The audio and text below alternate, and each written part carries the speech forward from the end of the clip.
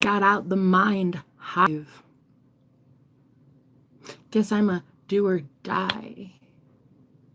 And I ride for the light. So, I'm going to write poetry today. I'm going to write with my words. See, I had been writing with my words a really long time. But I was saying things to protect men in crime. And spiritually speaking, I had to do the time. But then I just rhyme.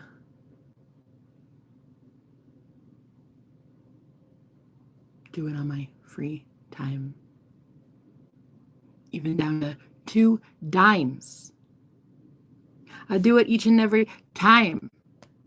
Okay, because I'm really feeling the vibes.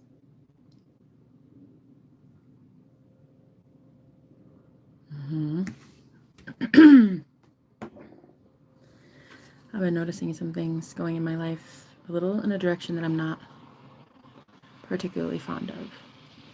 And what I think is disturbing many the most, I'm not stopping anytime soon, nor shutting up anytime soon. I just won't, and I can't. And everybody's like, well, just keep the peace, keep the peace. What peace is there to be kept? Some people realize just too late that they're under psychic attack and spiritual warfare. People don't realize until they're already, and I already was dead. I already had a near-death experience. I already died. I already went to the other side. I already saw what the fuck it's about. So,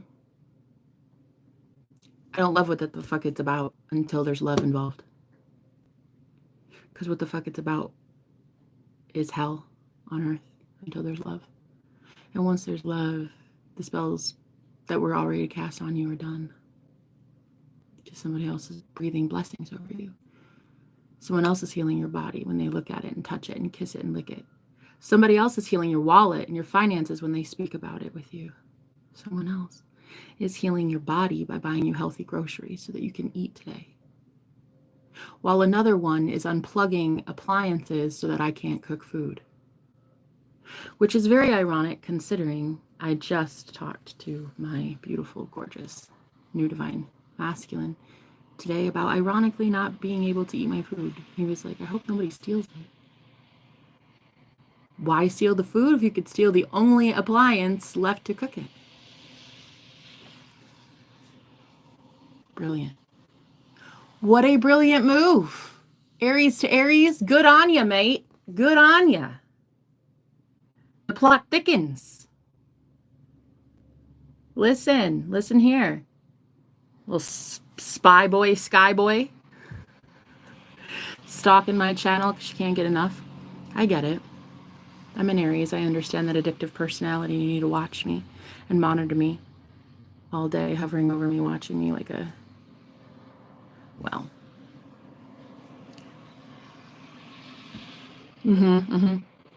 Like a what? Exactly. You should be asking yourself that question. Like a what? Spying on me all day. Watching me all day. Stalking my channel constantly. All day. Every time I'm live. For what? Just to turn around and hurt me. First of all, get out of my live stream. This is my business. This is my livelihood. This isn't your fucking channel nor your platform. You're not entitled to be here. If you want to, it's totally cool. It's like a free country. It's not like I can get you to swipe off my content. But I can make it so unbearably uncomfortable and have fun doing it.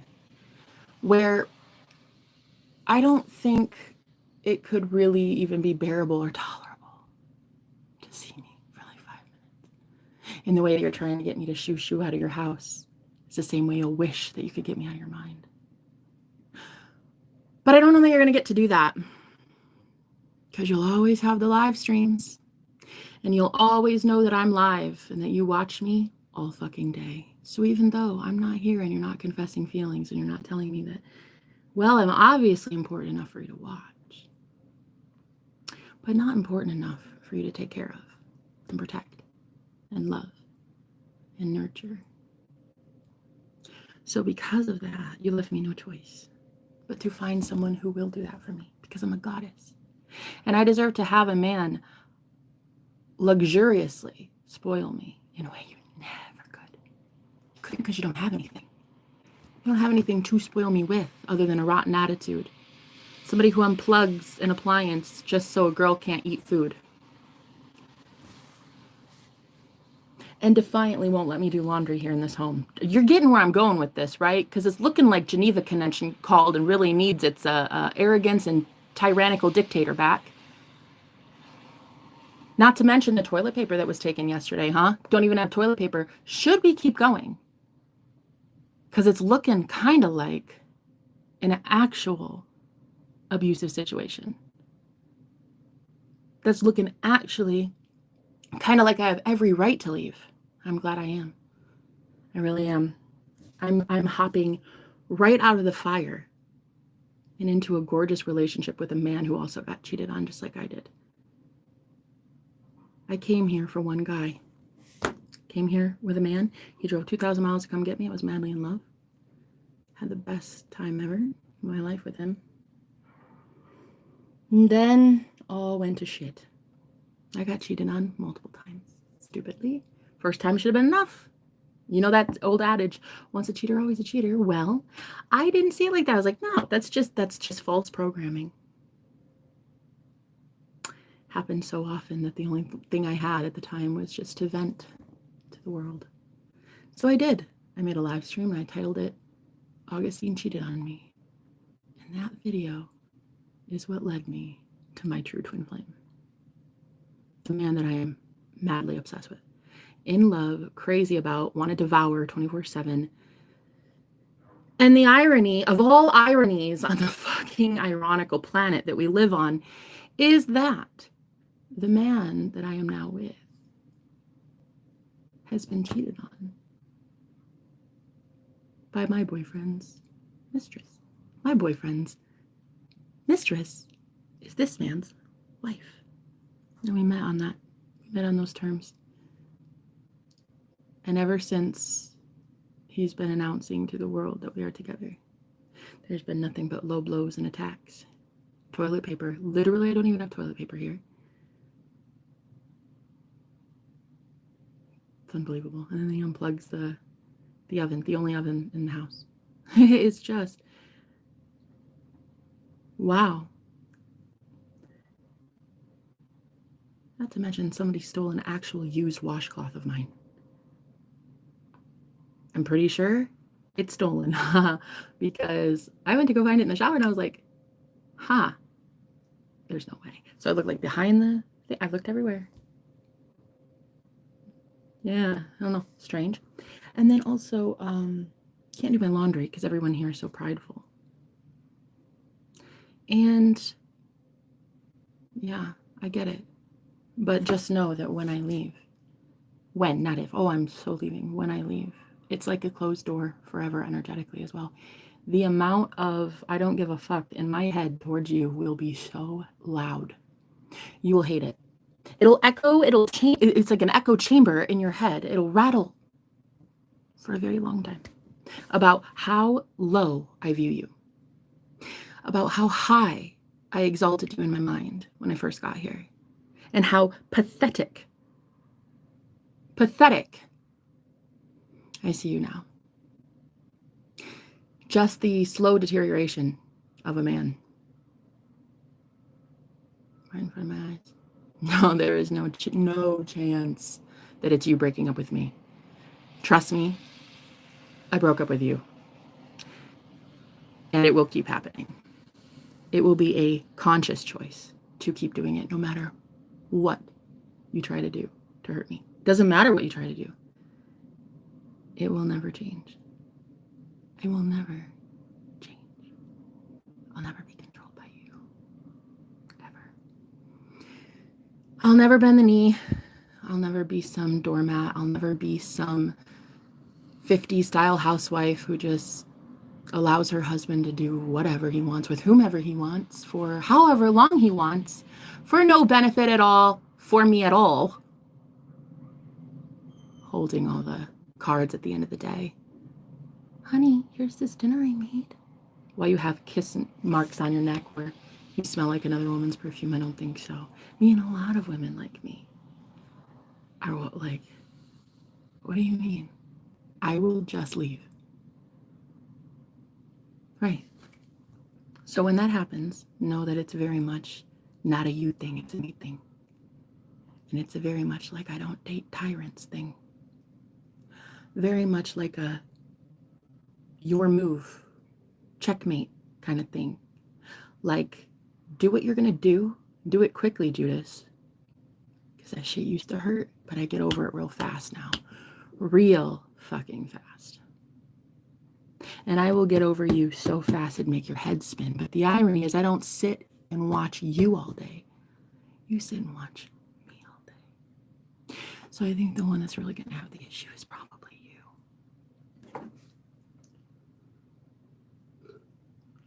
you. So I would highly suggest you stop playing petty. You stop hurting someone who doesn't hurt you. You hurt you. You're constantly hurting you. As a low vibrational high priest, not aligned with your truth and your path, and you want to hate the truth messenger. That's what you want to do? You want to hate the truth messenger. Well, go somewhere else. Don't have to sit on my live stream. I don't have to talk to you ever. You don't even have to know I exist. You should be able to just shoo shoo now, run along, snip snip. You shouldn't be able to even have me in your orbit. If you were really that powerful as a manifester and could manifest me away. But maybe the truth is that you don't know how. You just write off your problems, cast them away, throw them away. And then you hear echoes at 3 a.m. of your own thoughts, your own guilty conscience. And that shit's piling up. And no one's there to convict you in the heart space because you've just alienated anyone who would ever have told you truth. Truth. That is more valuable than gold. Constructive criticism.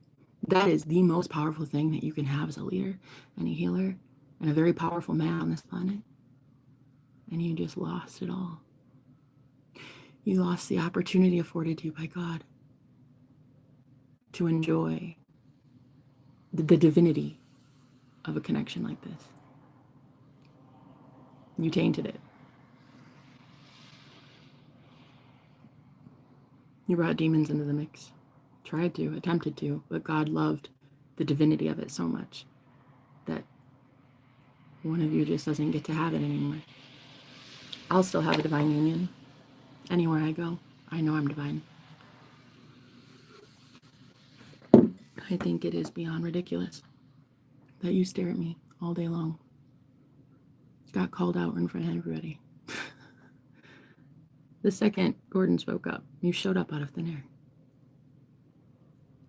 air. It's kind of like I know you loved me the entire time. It's fine. I've admitted this truth to myself. You just didn't admit it to yourself. And that's fine. There's a lot of admitting that you will be doing going forward for like the next 50,000 years. I don't know. However long you live. Lots of admission. Lots of truth. And one thing I've noticed recently is the truth really does set you free. Honey, the truth is, it is so fucking liberating. That is why you do not cast out high priestesses. Don't cast out high priestesses that can actually make your life better and advance your career and put more money in your bank. Help you get raises at work. Take off all that old baggage from work because your boss bitched at you. You got 6 employees under you who all bitched at you, called in sick from work today. Didn't come to work. And then another guy, his baby got sick, so like he had to leave early. You got all this shit at work, right? Then you come home. You come home and there's no high priestess there for you. There's no one there to motivate you. There's no one there to cook you dinner. Because who knows, maybe you'd have unplugged the appliance to cook dinner. But the point though that I'm trying to make, is that you're not going to win when you are losing all the time. And if you come home and treat a high priestess like she's scum of the earth, well, you already lose. Because that divine feminine was your divine feminine. That empress was your blessing. And he threw it away. And there it is. There it is. That's the truth. A high priestess who can see through the veil, heal men and women, empower and inspire others. Take out mental trash, extract that shit so that all you have are positive affirmations constantly in your mind saying, I am enough, I am so handsome, I'm sexy, I'm the most powerful man in the world, I'm so happy, I'm so in love. But you just lost your ticket out of your own head. You lost it. Because the spiritual protection is now retracted. It's not yours. You'd better hope that you're right when you say you're spiritually protected, because you're not getting it from an empress. You're not getting it from a high priestess. So where are you getting it now? You better hope that you have it. No, really. I wish you all the best. May the odds be ever in your favor.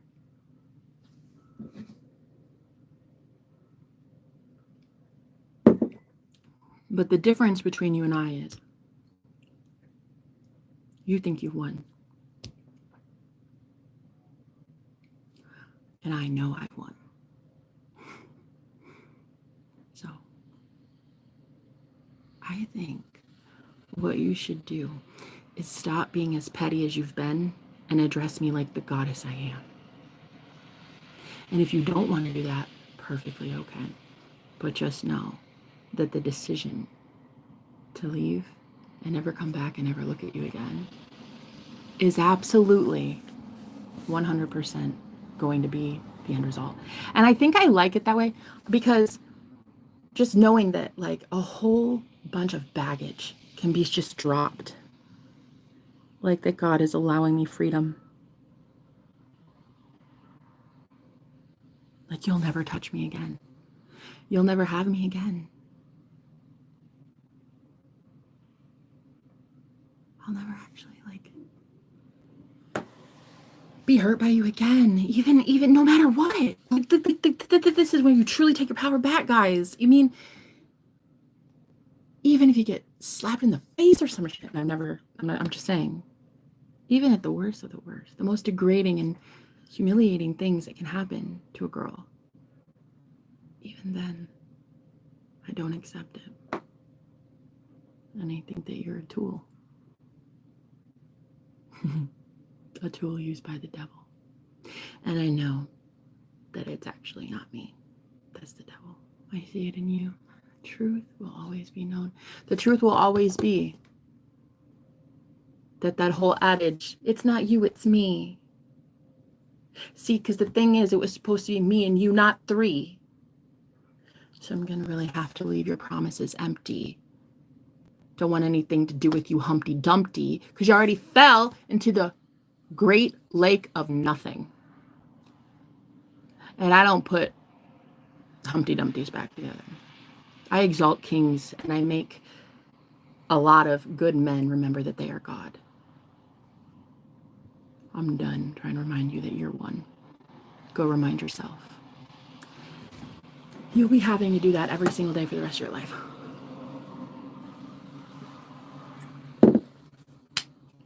Thank you. That's it. It's a Jenna kind of day. It's a no matter what anybody does to you, they don't actually take your power unless you give it to them. It can happen, sure. Something can happen. Something in the 3D can show itself. A person can yell at you. There can be no toilet paper, no freaking oxygen. There could be nothing. And you would still be allowed to have your own power, to stand in your power and say, this does not make me. Especially to a lot of women who are abused, and there's men that are abused too. There's a lot of people on my channel that watch me because you've been in abusive situations. and you're inspired by my story up to this point, my story has been really, really fucking hellish. And you've been watching my testimony, and you've seen it for years and years and years, not on this platform, other platforms, other channels. Been following me for about 13 years. I've been on this spiritual journey 13 years, and I've been healing and talking to and inspiring a lot of people over the last 13 years. My real question is, how long has the local neighborhood false high priest in your circle, guys, how long has that person been inspiring others? Because you'll know them by their fruits. And you're only as strong as your weakest link. And if your weakest link is a disempowered, distorted masculine tyrant or feminine, whatever, who wants to control people for their own sick agenda, then, well, you're not really getting very high then, are you, sweet cheeks? You're not going anywhere anytime soon.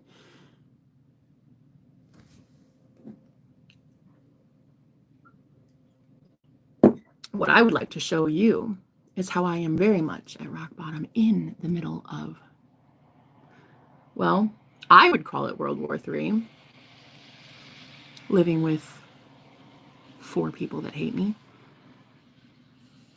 And they stalk my channel, my video every single day,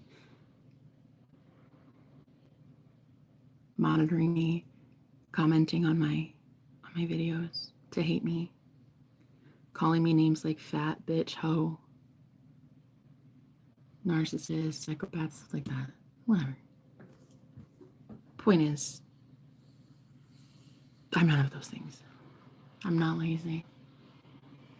I'm not a psychopath. I have a sound mind. I'm not at all what they label me as. I'm not evil. I don't do evil things. I hate pain. Hate witnessing pain. I don't put pain on other people. I do my best to never put pain on others, ever. In fact, if I see someone in pain, I do what I can to remedy it. And this is why I know I'm empathic and not a narcissist. So there will be a day of reckoning for the entire planet. When empaths like me finally wake up one day and say, like, wait a minute, what do you mean? I'm not racist. I'm not a hoe. I'm not loose. You might have more body count than me. You don't know my sex life. People that have called me a lot of things. You might even have more experience than I do. So for those that shame and guilt anyone for what they've been through in life, it's just ridiculous and it's comical. And that is going to be the day of judgment, and the day of reckoning is here. It's already here. And judge not lest ye be judged, my love. But the problem is you judged so fucking much that now it's time you're judged by the same ruler, the same measurement of ruler. And it's kind of sucky because that was a really brutal judgment that you made of me. And you don't even know me. You don't know many earth angels maybe at all. And so when they're falsely accused of something, you should have been more careful to not falsely accuse an innocent person of something when they weren't guilty. Labeling them something because you're angry, because you've been rejected, because no one wants you, because you don't want you. If you don't love you, why would I? And so to the tyrant that tries to control me energetically, you're so fucking done having my energy. I don't care what you do to me going forward. I really don't.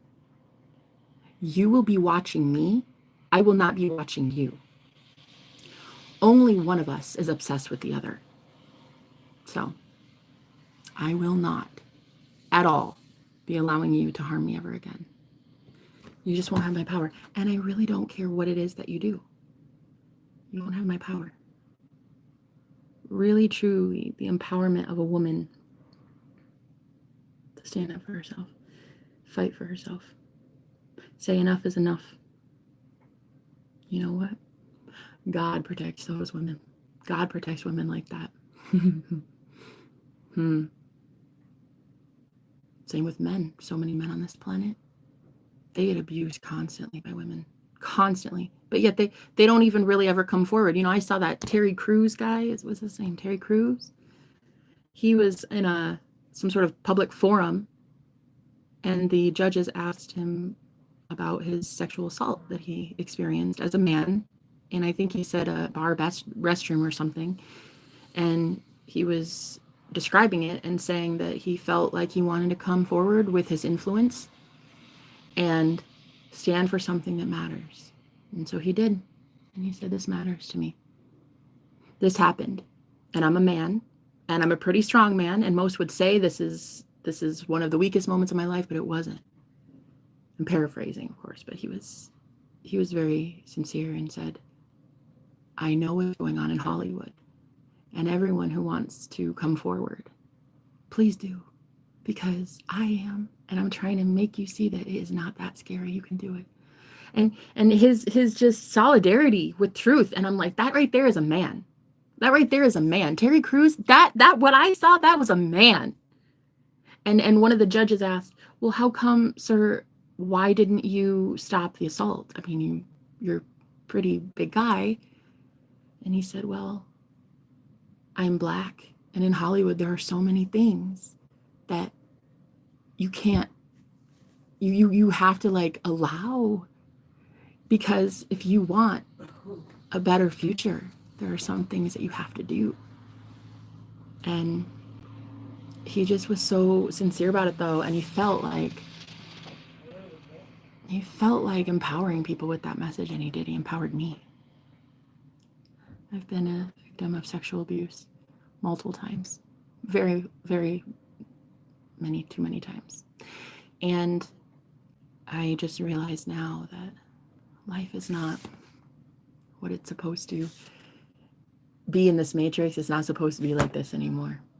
Cold, mean, everyone just only looking out for themselves. It's not going to be, the meek shall inherit the earth. And if you're not meek, you're not inheriting shit. You won't get shit.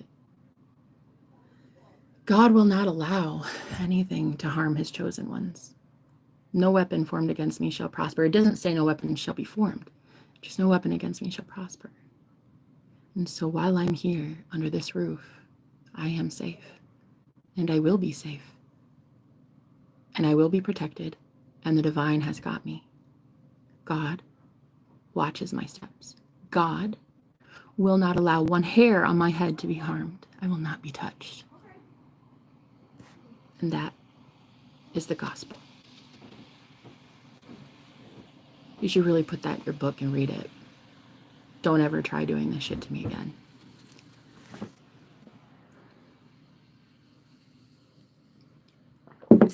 And so, I just wanted to say from my heart today that all is not really fair in love and war. So stop the low blows. Stop the unfairness. Choose love. Especially when you know you love someone and you can't help but watch them and be concerned for them and think about them and talk about them and obsess about them and dream about them and then wake up and think about them.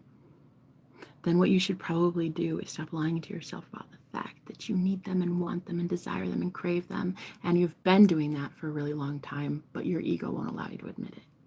And so when your ego gets a little butthurt because that woman knows her fucking worth and know that she deserves better than you, and she walks on, don't let your ego make an ass of you. Because the whole world will see it. And it will look dumb. And people will laugh at you. You remember when there was a famous turd that was on some man's bed, and it was publicized worldwide? You remember that? And everybody knew it as the Amber Heard turd. You remember? I remember that.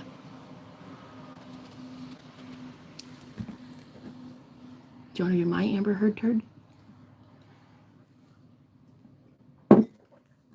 Stop coming after innocent people. Stop gossiping about me. Stop believing that your attacks are going to hurt me. They're not going to hurt me anymore. I already found love. I already know there's something better. I'm letting the universe guide me out when I'm ready to be guided out. So it would be a lot easier if you just would work with me and not against me. Because when you've got nothing, you got nothing to lose, right? I think I misunderestimated your ability to be at rock bottom with me, see? Because you made everybody believe that you had something special. You're actually the fake. You're the fake. You made everybody believe that you were special, right? And that you were something to be won. And so when I got here and I was like, I'm going to battle it out. I'm going to win it. I'm going to have it. I'm going to have it. Wait, what? Why? Never mind. I don't really want to fight that hard. You can have him. Okay, bye. You can have him. So once this little duel is done, once this little battle back and forth is done, I think that I can finally move on and be at peace and like really know that I truly have peace. But then I get like this confusing thing too in my own head where I try to like justify some of the things that have happened.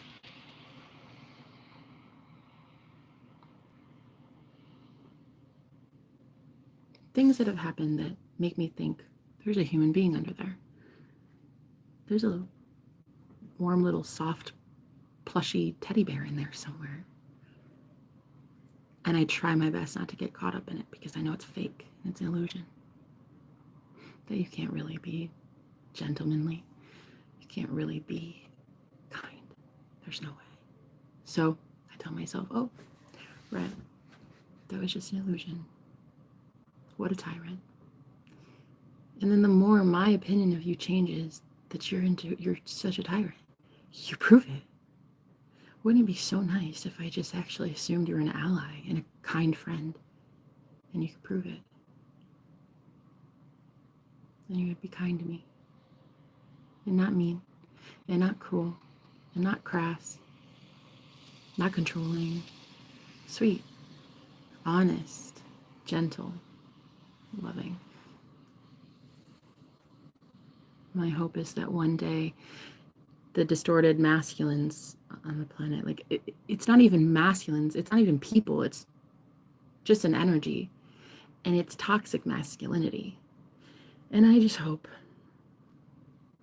that one day a lot of women like me get brave enough to say, fuck you and your toxic fucking masculinity.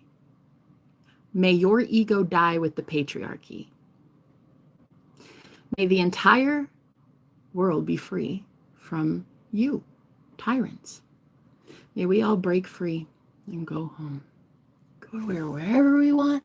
Go establish some 1776 shit. Why don't we try build a new constitution that actually protects us?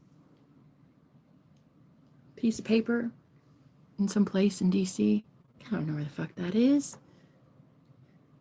Do I feel safe? Does a piece of paper thousands of miles away make me feel safe?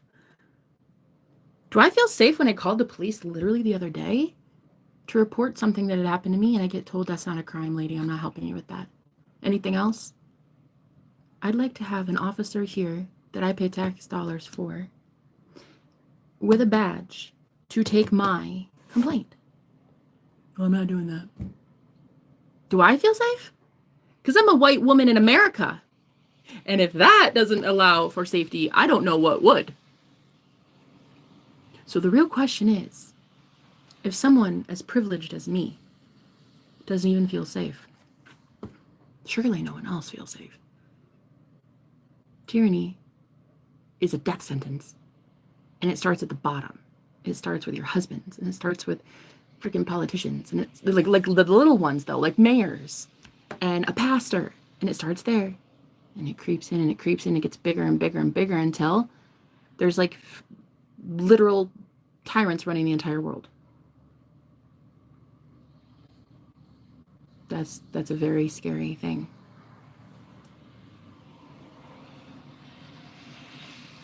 When the man you love looks you in the eye and says, I want tyranny. I love it. I stand by it. I stand what it's for. I want true freedom. Go have it. Go have it on your own. I'm too free for you. Too much of a free bird to ever put in your cage again. So, for the record, I am leaving you, not the other way around. And that will be very evident soon. So the whole eviction notice thing, the whole kick me out on my ass on the curb, treat me like a peasant, no toilet paper, no lighting. I'm not even allowed to have access to the lights. This is for real, for real.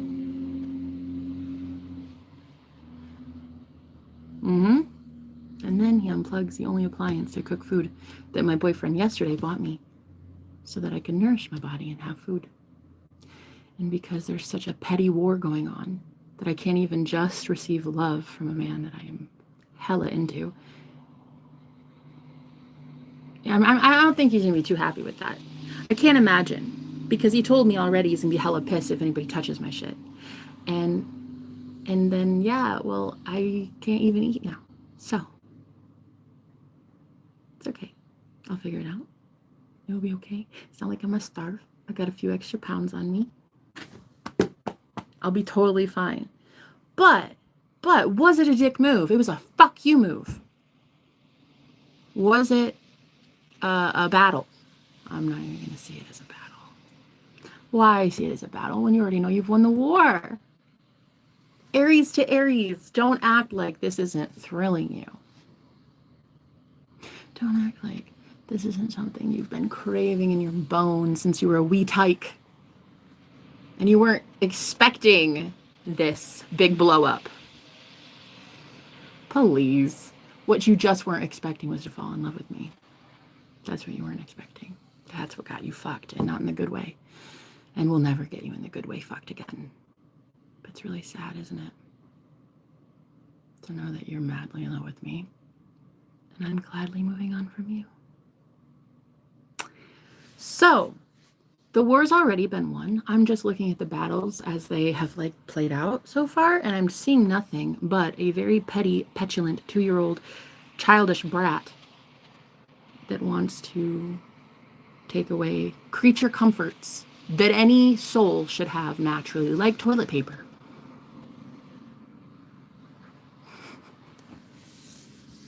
So, this man that is madly in love with me, so much so madly in love with me, that he drove 2,000 miles to come get me,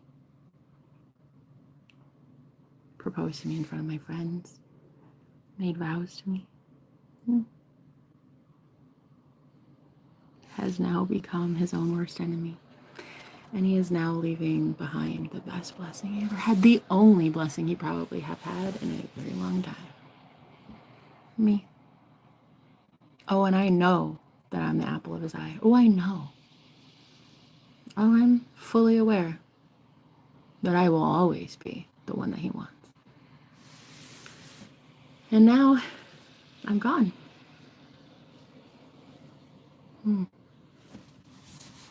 I'm willingly leaving, because the more I see tyranny, the more I see bullheaded dick moves like that, oh my God, the more I think that you are a pathetic narcissist, and the more I gladly and readily leave. And I don't care if you use me as an example. I don't care if the hive mind that is all swarming this place looks at me, the one trying to escape, and you have convinced them that if they leave, they'll be the same situation as me. You're using me as an example to keep everybody else in line. Keep going. I feel freer than I've ever felt. Keep going. Because all the people that need to be free will be free. Period. That's it. End of story. Because God, though. Because God, though. Because God, though. And I think you forgot that part. I think you keep trying to claim spiritual protection and divine blessings. But you know what the fuck you forgot? You forgot love. You forgot humanity. You forgot grace and dignity. That's what the fuck you forgot. So it looks like God forgot your blessings. You're not living with love in your heart. Why the hell should you be spiritually protected? Right. That's right. So this is from my heart. One high priestess to another, Maybe you guys are being abused in your own situation. There's a war going on right now. And it's at the bottom. It's not at the top, really. It's like you don't really need to know all that shit that's happening in Hollywood. It's cool to tune in every once in a while. It's entertaining. But like, you don't have to look at that to know that God is exposing the freaks. You can just look to your local neighborhood pastor who has a congregation of like 15 people and know that that shit ain't right. Something ain't right in the water. It ain't holy in that water. There's something in it. Yeah? Probably a lot of fucking fluoride. Keeping their pineal glands closed shut. Yeah? But whatever. The ones that are going to escape, you, every tyrant on the fucking planet, it's going to happen. It's going to happen gloriously, and that shit's going to be fucking fun to watch. And one day, I will be buying popcorn in bulk as I buy everybody's book, and I watch everybody's success story and how they successfully got rid of an abuser in their life, put him in jail for the next 30 years. And they did that shit with their mind, because the police department didn't give a fuck. The detectives didn't give a fuck. God gave a fuck, because they're innocent. So, have a fucking seat. Stop thinking that you're God's gift to humanity. There's a reason I'm leaving your ass. And the reason is, I think you are a tyrant and a dictator. And I'm not exactly in the market for dictators. So, have at it. You want to keep this war up. I'm in it to win it. I'm an Aries. Bitch, I'm Aries, Venus, and Sun sign. I got a lot of war in me, henty. I got a lot of loving, too. But you'll never see that again. Oh, and don't lie to me. Do not lie that that's not what you think about a lot. That sexy loving, though. That push-pull, that hot, cold, that in and out, that up and down. That breakup to makeup and makeup to breakup. You know, hey, you know if you know. But it's not like that anymore with tyrants. If there were ever really a push-pull, maybe. If there were ever a kindness that pops in every once in a while, that'd be one thing. But nah, it's just all bad, no good. And I would not blame any woman on the planet for wanting to leave narcissists like yourself. I'd encourage them. I willingly take women's money to coach them on how to get out of you. Get out of the hive mind of the ego. All of you are the same. You all have the same program. That's why we know when you'll gaslight us. That's why we know ahead of time when you're going to gossip or when you're going to do the silent treatment. We just know. Because narcissists all have the same template. They're all the same. It's an NPC program. It's literally a matrix program, and we all fucking have the same code. So we know how to break the code. We know how to rewrite the code. And we know how to find someone that would never treat us like you do, like a scumbag would. So people like me are leaving people like you. And people like you are claiming it's the other way around. No, sweet cheeks. It is not the other way around. Narcissists are not going to be the one to leave an empath anytime soon. Why? Why? Make it make sense. The empath always has to leave the narc. Always. Why would a narcissist willingly leave its energy source? Like what? That's like a leech being repelled from you. Like, I don't want, ew, no, I don't want to be a vampire. What do you mean? Like, you have to pull leeches off. So don't get it twisted.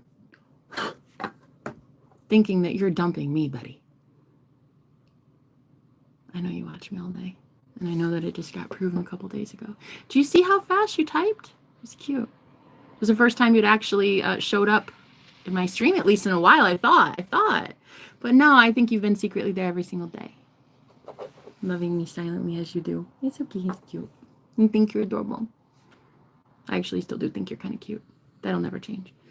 You still kind of are my type physically. That's for sure. And zodiacally, Aries still be my favorite. the war with them, though. God damn. They're a force to be reckoned with, man. You got an Aries on your team. You got a winner for life. But I swear to God, you got an enemy as Aries and your enemy a girl. You are fucked. Really. And it is not the good way. Because they go for the jugular. They do it. They are fierce. They are fierce. But I think love is more fierce. And so my theory, my concept, my belief, and this might be so ludicrous, but my theory is that I don't actually have an enemy. I have a secret lover, a secret desirer. And I think that you watched me for a reason, and maybe you should stop then. You should probably stop. Make your life easier. Have some self-discipline and stop watching. You're going to need to get over it.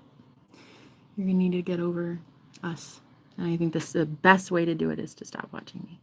Stop thinking about me. Stop talking about me. Stop dreaming about me. Stop writing about me in your journal. Stop writing all those little hearts that say Jenna, Jenna, Jenna for life. I think you're going to have to stop. Because, boy, why are you so obsessed with me? I really don't need to know. Because I'm actually that amazing. That's why you're obsessed. It's cool. But acting like you're sexing me when really nobody knows I'm the one rejecting you. Because, boy, you so low blows. And I don't like it.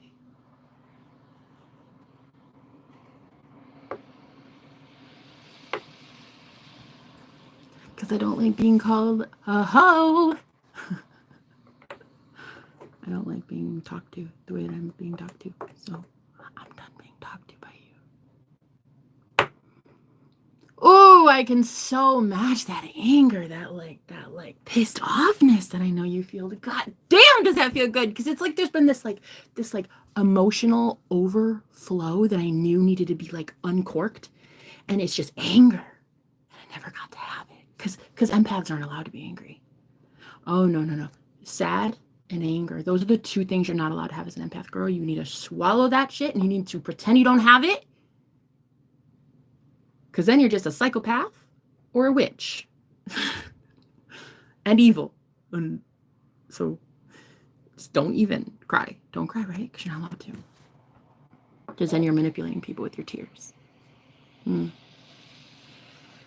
don't get angry, though, and yell and shout and say, fuck you.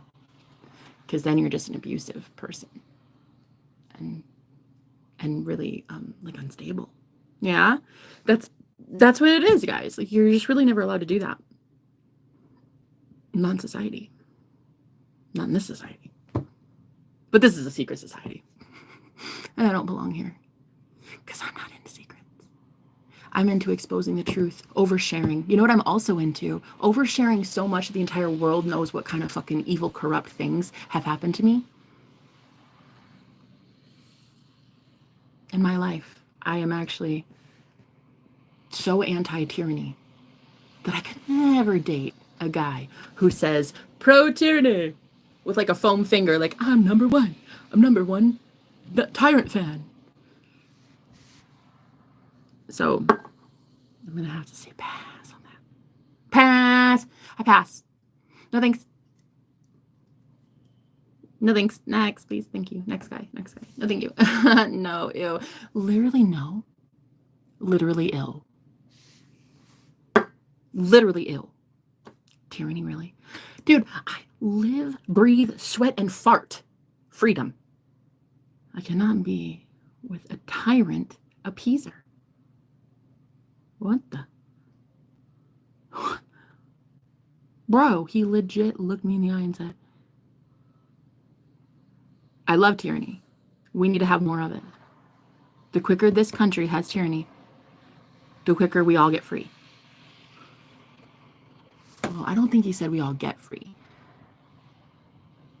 I can't remember how he worded it, but I know it could have meant be free. Mimicked freedom, maybe. That's not freedom. I'm too anti-bullshit to be your girlfriend. And I'm too anti-you to be your wife. But I am very pro-justice and liberty, which is why I'm going to make a great enemy for you. It's going to be fun. We're going to do it. We're going to do it up big. You and I, come on. We go way back. This shit's fun. You and I both know we've got this in us. You're here for a war. I'm here for a war. Let's pull it up. Pull up the seat. Let's go over this, yeah? I don't smell a peace treaty in our future. Do you? I guess what really matters and what is all dependent on is whether or not you're still in love with me or not. I remember a kiss that we had not too long ago. I remember that. But then again, I'm just some hopeless romantic that so desperately clung on to a man. So maybe the one that's like Googling your name and putting in like little hearts in their notebook. Like, oh my God, maybe it's me. Maybe I'm the one that's like, oh my God, so hopelessly devoted to you that like I won't be able to get away. Or maybe not. I guess we'll have to see. But I just wanted to come on here and say, while you're staring at me so ridiculously, intensely, how I feel it. Oh, do I feel it? The point is, because you're watching me, I'd really like to give you a heads up and a shout out that you're actually kind of a bully. And while you agree and are nodding your head and saying, yep, I am, I was just wondering if you were ever going to give a damn. I was just wondering if you would ever give a damn that you're a tyrant. I was ever wondering if like you care that people don't like you. You have some that do, but they don't like the real you. They don't even know the real you. They don't know a spiritual side of you at all. And that's more than half of you, wouldn't you say? That's a lot. That's like your whole entire being is that you're a soul, and a very spiritual one at that. Got a lot of people around you, but not one of them knows your soul. Not really. Do you know your soul? What is your soul telling you? Because I can't imagine your soul is telling you to go to war with somebody as perfect as me. I can't imagine. I can't imagine. Look at me here trying to diffuse this situation. And look at you trying to cause World War III. Come on. Come on. You be China and I'll be America. But like, I actually don't watch any of the like negotiations. Oh, but I think I'm probably Team America because I just saw a semi-truck with an American flag on it. So there's a lot that is going to happen coming up, okay? It's going to be very fun. It's going to be very fun for me because I'm falling in love with another man who is, honestly, you know, he's too good for his own good. And I don't know. I don't think he knows that. He's so good. But there is this side of him that I'm learning about, and it's like, okay, so you'll get loud, okay? How loud? Because I'll get loud too. Because I want to fight for innocent people. I want to fight for he and I being innocent. That's what I want. I want he and I to defend ourselves. Because deep down, we're tired of being abused. We're tired of being rejected and cast out and cheated on. Dude's been cheated on more times than me. And I thought I had a world record. I thought I was cheated on. I meet him and I'm like, nah, you didn't get treated like that. No. I mean, I knew they were cruel. I didn't think they were that cruel. No. And then I just learned how sweet he is and how nice he is. And I'm like, I can't help but cry. I can't help but cry. I can't believe that people did what they did to this innocent man. And then I meet clients, right? Who are just beautiful, beaming, beautiful, gorgeous light beings. And I get to see them face to face on Zoom calls. And as soon as I see them, I just get blasted with light. Like their vibration is so fucking high. And God works for these people. These people work for God and God works for them. And I'm telling you what, it would be dumb for anybody to keep trying to get in the way of people like me that have something to say, places to go, things to do, people to meet, my boyfriend to do. It's gonna be stupid for you to get involved. So don't, because your aim, your focus, your momentum is war. And my aim and focus is peace and love. But please know that I'm really good at war too. And as much as you find it fun, so do I. So if you bring it to my doorstep, I'll go for it. And you've brought it to my doorstep. And you keep bringing it to my doorstep. So now I'm going to have to do the only thing that I know how to do. And first of all, that's win. That's all I know how to do. I don't know how to do anything else. But I know how to make you see a message. Don't I? You ignore my phone. You ignore my texts. All of my texts go to your other phone, and I don't know if you ever see them. That's okay. But I do know you're going to hear truth one way or another. We don't see each other ever.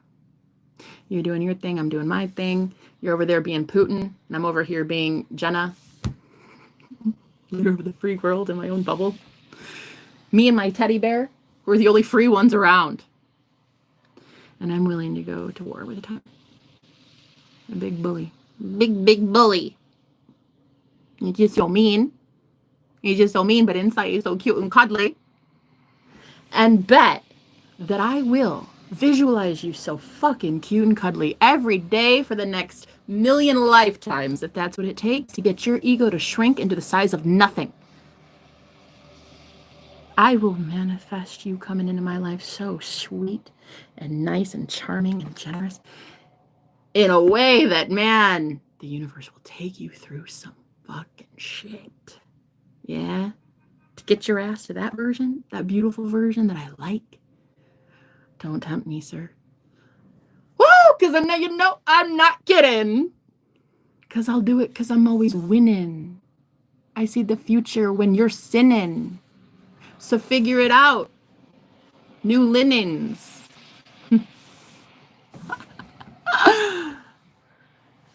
I think I know exactly what is about to happen. I'm about to win, and you're about to realize that just because you say you win doesn't mean you win. And that's your motto. Like, you always say that to me. That's so cute. It's always something you say. It's like, I win. But do you, though? Oh, but do you? Honey, I think I won this game a long time ago. But the way that we love each other, though, or we used to. Maybe we hate each other now. Secretly, deep down, I don't think that's the truth. I think we should just be civil, be kind. But in doing so, in admitting and being kind, admitting you love me and being kind, I will have to see a different version of you, won't I? I'd have to see the version that is repentant, submissive, humble. Oh no, because I know how to manifest you just like that. Oh no. Wait till I tell everybody that you're actually soft and gushy. I know! Like, what? That would suck. That would so suck. If I told everybody that you're not a tyrant. They're actually spiritualist. And like a high priest. And like you talk to God. And the high Holy Spirit. Oh! Like, what if I did it? Oh, what if I went there? What if I did? What if I started speaking like this? Like, it would just fucking blow your mind. I know it would. Because it's just this like craving that you have for British Jenna and all the things that she can do. But it's okay. I'm going to clear you out of my energy.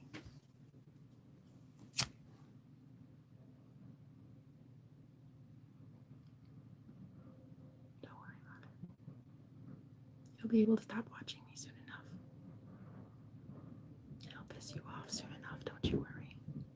Don't you worry about a thing. Don't.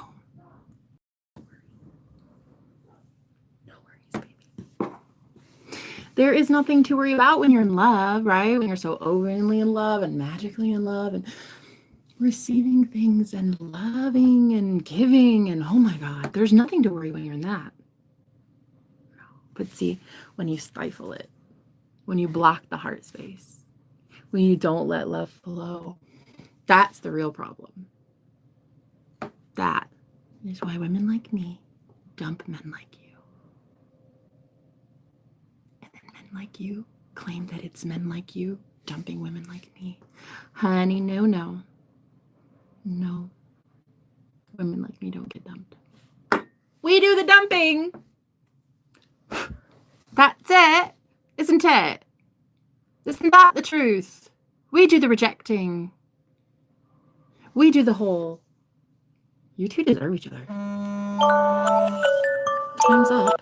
You two deserve each other. That's what women like me do. When we're not being chosen or selected or devoured and eaten alive, we take ourselves off the menu.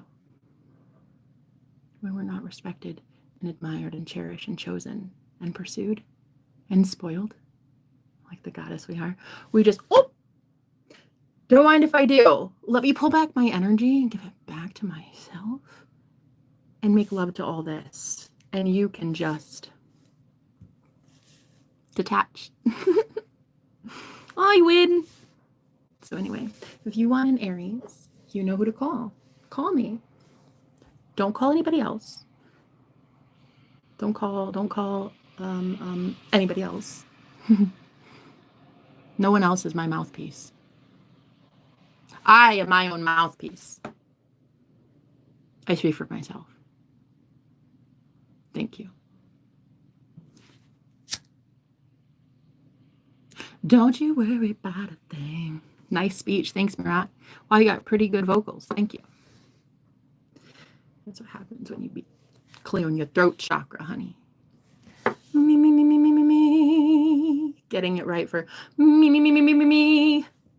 The only one that matters in my own orbit right now. Me, myself, and I. And if I need to go to war with somebody who literally wants to be some wannabe warlock or a group of wannabe witches, a coven of inexperienced low-level witches. Okay. The plot thickens. It's like somebody had to do it.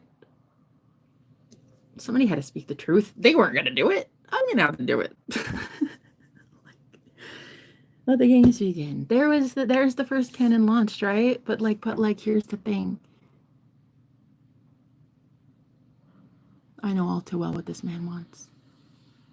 And I know it's not war.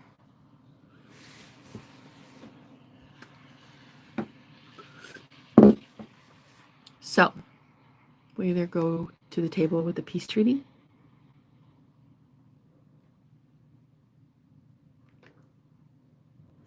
or we make this quite interesting and entertaining, which I also love because you know that I'm a big mouth.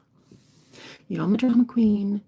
Okay, you know I'm very loud. I was voted most likely to have a talk show in high school. So we know I can get loud. But if that's the option you want, I'm so here for that. I fucking love it. Let me grab my lucky hoops though before I go into battle. But yeah, I do love it as an Aries. I fucking love war. Okay, I do. I was born for war. But if you want peace, we can have that too. You just let me know. Okay. You just make me very aware of what it is you would like. And if you do think of war when I'm thinking of peace, the only one you're going to war against is yourself. Because what you'll be watching while I'm in a state of euphoric, blissful, orgasmic peace is how you never got to have it. And you'll never get to have me. So, it is time that we start expressing ourselves. It's so time. It's so time. And I already know that you watch me, you spy me, you spy on me 24/7. It's cute. It's cute. I like it. What I just don't like is the lying part about it. Obsession, obsession, obsession, staring at her all day, 24. Right. Okay. So it's giving addicted and obsessed, which is fine. But like, can you just fucking admit it?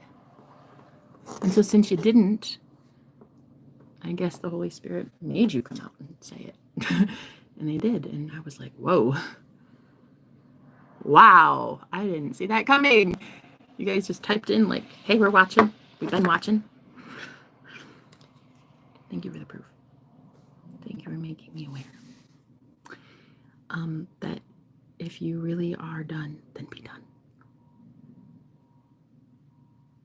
And if you're really not, then just know that I'm done. And I win. And I'll always win. I'm always 2 steps ahead. 2 steps ahead. Always. Always, always, always, always, always. Because I win. Because I'm Jenna. And I win. AS Mammers. I've got God on my side. I've got innocence on. I've got love on my side. I've got literally, even if I don't have anyone else. No, really. And I truly mean this. Even if I don't have a divine masculine in my life, it doesn't matter. Before I met you, I didn't have a divine masculine in my life. I was still being provided for. I was still being protected. I was still being cherished. I was still being adored by God. So I'm no worse for wear. You're just going to be done hurting me. You're done hurting me. That's it. Because now I'm taking my power back and it doesn't hurt anymore. The things you do, it doesn't even hurt. It's just like, my God, he loves me so much. It's insane. Dude, he's so in love with me. People think I'm delusional. Hey, you can think all you want that I'm delusional. But when the facts come out, finding out that I'm still loved intensely by the man that I came here with.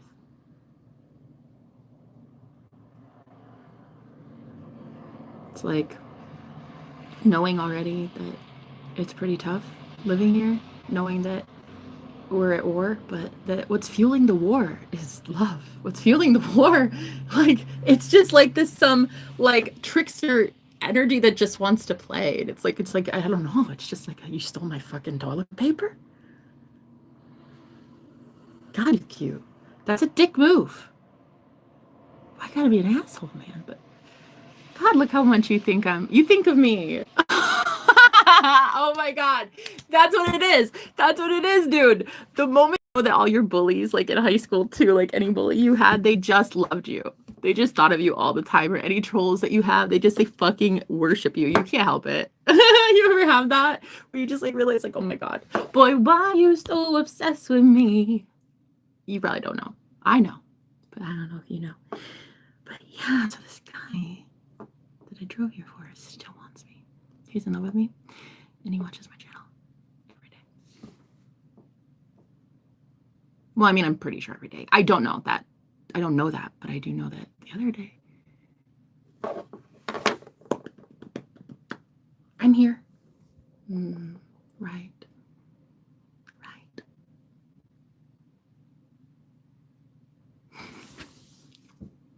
So I think what you're looking for is a peace treaty. Either give me peace or I get it. Give peace. Just be sweet. Just admit to yourself you're in love with me. You can do that. Admit to yourself, fine. You know what? God, you're hot. Yeah, I still want you. You can admit yourself that and just save yourself a lot of agony, because once you admit that, like, oh my God, the healing can start. The healing, the truth shall set you free. Fucking admit it. You kissed me just like a week ago. So I think that you should just stop being my enemy. Don't have to be lovers, but at least admit you love me. You know, and then that means that you stop being mean to me, you stop persecuting me, you stop hurting me. And if you don't want to, that's okay. I still think you're cute though. You can keep hurting me all you want, but I am going to every single time. This is what I'm gonna do. I'm gonna be like, isn't he so cute? He literally is making sure that no one else goes in pain. Like, he's ensuring that everything is fair and people are kind and centered in love and doing things out of love and out of kindness.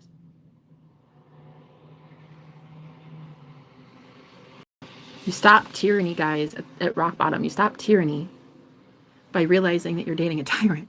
You stop tyranny by realizing that you've allowed tyranny in your life. You didn't know it. Controlling managers. They manage you. They overpower, have their thumb over you all the time. There's never anything that you get to do. Except one day you do.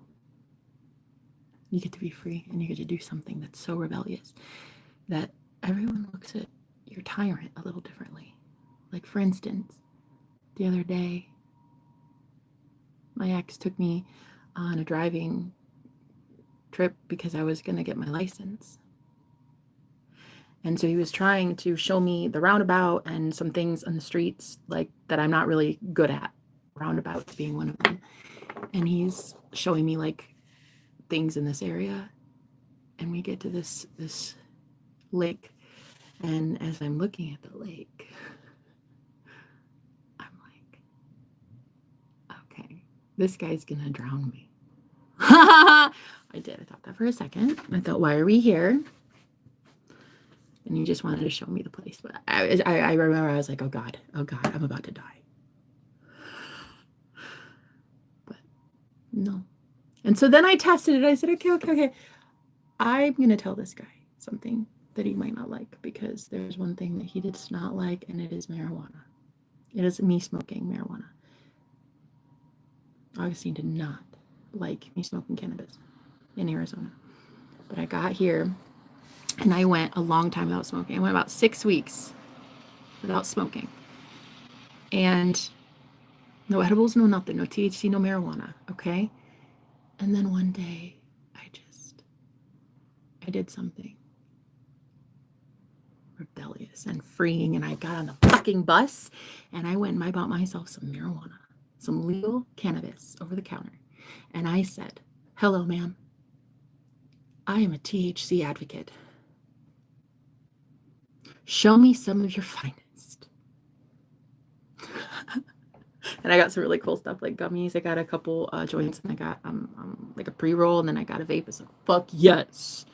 So anyway, I got back on the bus, and I got lost. About 4 hours on the bus system in Omaha. That shit is not fun. Don't let anybody convince you that the fucking Omaha bus station is healthy. Anyway, so what happened was, in the car when we were doing our little like driver's test kind of thing, not really, he was testing me in a whole bunch of other ways, but not with the driving portion. Testing my patience. And so then he says, I say, I've got something to tell you. And he's like, okay. And I said, well, on a scale from 1 to 100, how mad will you be? Like a 200. So I was like, oh shit. Well, I'm gonna tell you anyway, because I don't like lying, and I don't like lying by omission. I went today to get marijuana. And he was like, okay. And I was like, yeah. THC marijuana. I was gonna clean my room, but then I got high. That marijuana. The wacky tobacco. And he's just driving. He's like, okay.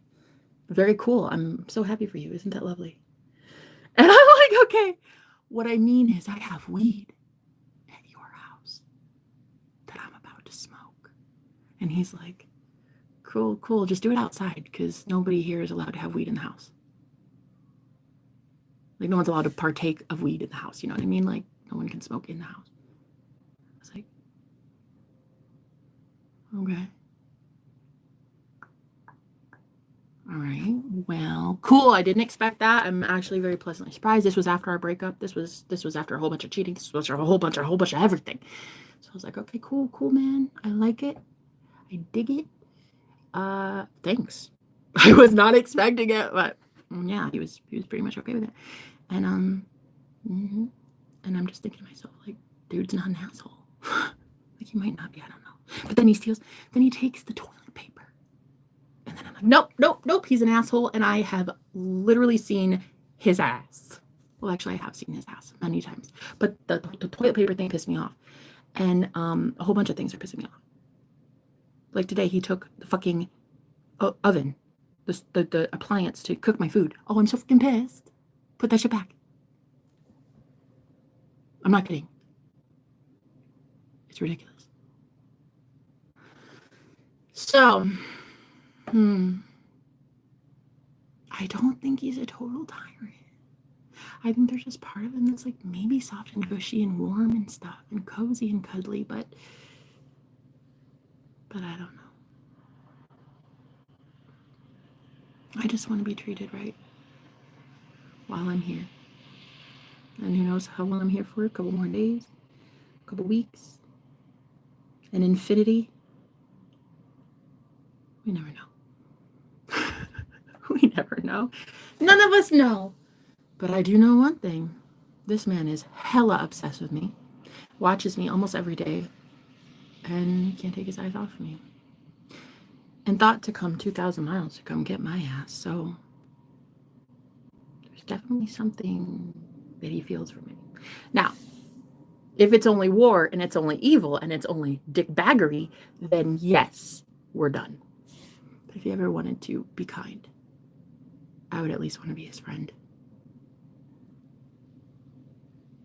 Pray more about him, you know? Go to God about him. Spiritually protect him, do Reiki. I would do stuff like that. As a friend, I would do that.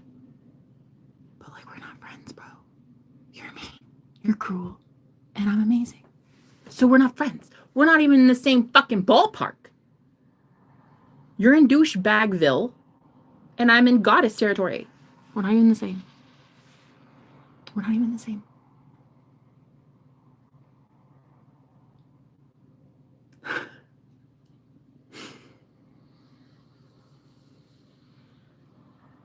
I think I know the way to that man's heart. And I think it's war. Good thing I was built for it, bitch. Good thing I was built for what, honey? I came fully equipped with Xena, the motherfucking warrior princess, on my avatar. I downloaded the Xena package. So when I was born, I have Xena running through my fucking veins. That woman. That's the one I have. So if anybody wants to come at me, bitch, I've been an Aries since 1989. Fucking bring it. I have been an Aries a lot longer than you have been a nice person. You've never been a nice person ever in your life. Be nice. You know, just be nice. Put the toilet paper back. Leave one roll of toilet paper. Just one. You don't even have to put a note. Look, though. I'm telling you, right now, one roll of toilet paper. Just put it on the floor even. Okay? Okay? It will be a nice little barter. It would be a nice little peace treaty. It would be like, wow, okay, see, he's not a total dick. I told you guys. I told you he's not an asshole. I want to say that's so fucking bad, and I don't think you know how badly I want to redeem your entire reputation to everyone who's powerful and gives a shit. Because there's a lot of powerful people I work with. A lot, okay? High value, high vibrational, important people that I work with. And I'm telling you, oh, I would love to be able to say, hey, that guy, he's not a tyrant. He's not. Look what he did. He did that. And then he went above and beyond for this. And I would, and you know I would, because I'm very honest. And I would tell them to take you off the shit list. with your reptilian ass. But I can't take you off the shit list with your reptilian ass because you're still out here looking like a motherfucking lizard. Look like a fucking douche lizard. I can't go in front of powerful, high vibrational, high council and be like, hi, so this guy here, you see that one? And they're all like laughing at me like, you mean the asshole that stole your toilet paper? Yeah, that one. Isn't he cute? Now fuck you. They will laugh at my ass. People like my mom, who are just so beautiful and cute and cuddly, and she always promotes anything I want. I love her so much. She's always like, Jess, honey, you got it. You deserve this, queen. You got this. My mom is the most supportive woman on the entire planet. I'm telling you. And she is so close to God, honey. God loves that woman, favors that woman. And she's very powerful. So if I started telling her good things about you, guess whose fortune would lighten up? Guess who would be on God's good side and good graces? But I can't because I have to tell my mom bullshit like, Mom, I can't wipe my cooter because some asshole stole my toilet paper. Right. So it'd be really, really fucking cool if you could just, while you stare at my face for hours a day, if you could send a few nice thoughts every once in a while. Like, you know what? Should I leave her a roll of toilet paper? Should I do it? Just one. Just to know that she'll smile. I could do it. Or I could not. Or I could do it. It's all about, do you want to be a dickbag? If you do, totally cool. But hey, the important people that are asking, I'm not about to vouch for you. I'm not even about to say it. I'm not about to be like, oh yeah, he deserves blessings. Because no, the fuck you don't. And he knows who I'm talking to. You know exactly who I'm talking to. He knows. You can't let roommate stuff ruin relationships. Brick, Brick, your name isn't Brick. Brooke. That truth hit like a brick. Girl, can't let anybody ruin stuff. I feel your energy, but I got a storm, but you keep me going. Dee Dee put our course intertwined. How did you know? Let's watch Wednesday together. Oh!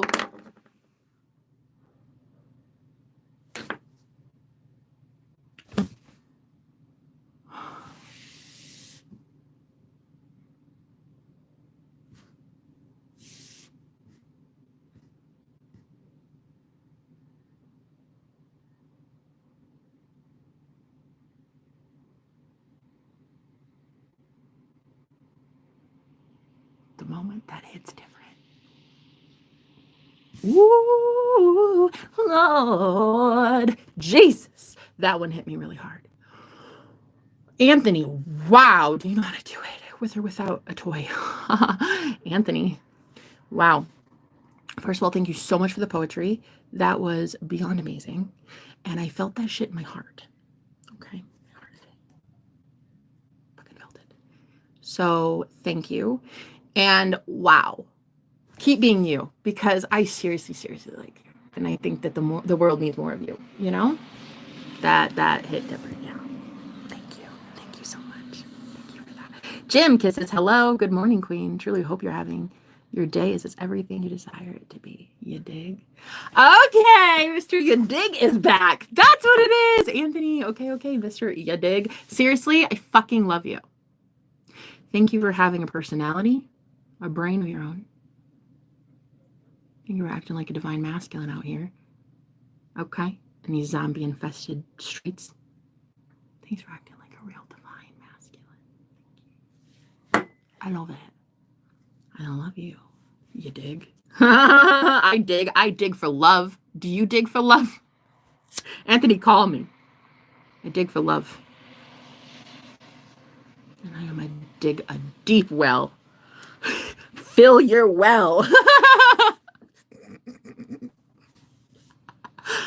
Oh, because I know God, you know who. So when I dig a well, oh honey, oh my God, It is a deep well. Okay, it's a deep well, and God will fill that shit up. God fills up those wells. Oh, yeah. You dig? I go in and I scoop it all out. I dig. And then God just blesses everybody that I dig for. Anthony, I should dig for you today. Mm. Mm-hmm. I dig for anybody that digs for love. I dig for anybody that just digs. Digs themselves out of a hole.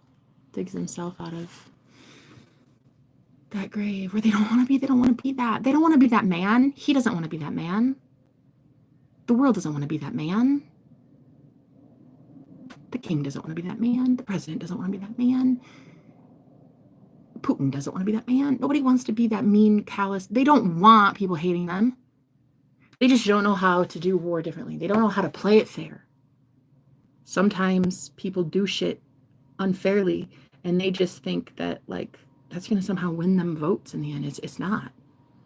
You're losing the court of public opinion as a quote unquote leader who's taken cheap cuts. Cheap cuts. Cheap cuts. What's the word? Shortcuts. Cheap shortcuts. Don't do it. Play like a man. Win like a man. You want to win this war? You want to win the war up here in your noggin? It's your own brain that you're trying to win this spiritual World War III that we're all in right now, right? So you want to win it. I know how to win it. The truth. It's always the truth. It's always the truth. And God damn, the truth is so delicious. It feels so good that most people don't even know how to experience pleasure. Because the truth is pleasure, and it really is. It's like when you hear it, when you hear yourself, it's like, whew, okay, there it is. No matter what, where the chips lie, no matter what consequences come next, like the truth is the truth. And man, when you can fucking admit that shit and not need any validation, you don't need anybody to say like, oh, that was wrong, you shouldn't have felt that, or oh, you shouldn't still love that guy, or what a dick, or it doesn't matter. But admitting to yourself that you love something or someone when the whole world tells you not to, sometimes that shit hits different. You dig? Yeah. That shit hits different. That truth. It frees hearts. It liberates minds. It causes passion in souls because that truth is a fucking wildfire. That truth is truth. Nonetheless, even if you don't get to be with that girl, like say you know you're gonna ask a girl out and she'll reject you, but you admit the truth anyway that you like her. You know, swing and a miss, whatever. You move on. It's like cool. You're gonna move on to somebody so much better, right? And or like say you are trying to apply for a job. It's like, okay, so you get the rejection, but you fucking admitted finally, okay, I want a job. You admitted finally to yourself, okay, I need this person behind the desk to give me a job. Sometimes admitting that truth is, well, it's empowering. Because sometimes there's not really any shame in it. No, there's maybe not shame in it. Maybe there's not shame in admitting that the universe is your sugar daddy and supplies things for you. You know, sometimes there's nothing wrong in admitting the truth. The truth always hurts, but it always feels better afterwards. Just say it. It will just make you feel so good. So good. Trust me. As a girl who tries to live by truth and gets paid to literally be a truth speaker, please hear me on this. Please do the best that you can to start being true to yourself. Because when my eye twitches, I'm stressed. And I'm an Aries, and I'm good at war, and I don't want to be stressed. Don't make me get loud. No. Because it's not the kind of loud that people normally enjoy. And don't push me into a corner. Don't back me into a corner. Don't make me have to speak my truth the way that I do. Just Let me see you as someone different. Kind, loving. Replacing my toilet paper. Just a common, just one little gesture like that. Just something, you know. Something to prove that your ego maybe isn't so bent out of shape that there is still hope for you somewhere. You know, like, because I think I see it. I think I see it. I think I do. But I really just want to see proof. Because there are some very important high vibrational people that are looking for a lot of divine masculines to step it the fuck up and give a fuck about giving a fuck. And about healing the collective and protecting the collective, protecting innocent people right now across the planet. Not taking cheap shots, low blows at the women that they love. They just won't admit it to themselves. They'll just instead stare at them 24/7, fantasizing, dreaming of them, drooling over them, wishing for them, but they won't actually do anything about it. Okay? So Cowardville is that way. Now, the real divine masculines that show up on my channel, these real ones though, these are the ones that need the guidance. They need it. They need to feel passion. They need to see, again, what it is like to have a creative spark, to be excited about freedom, to remember what freedom is. What does it feel like to say what you need to say and mean what you need to mean what you say and say what you mean? Why can't we have that? We should all get to have that. In peace treaty and in war. We should all be allowed to speak however the fuck we want to speak and say, listen, don't do that to me again. That's a low blow. It's a cheap shot. You look like an asshole. Stop being a dickbag. Because I'm a master of war. I fucking know how to win.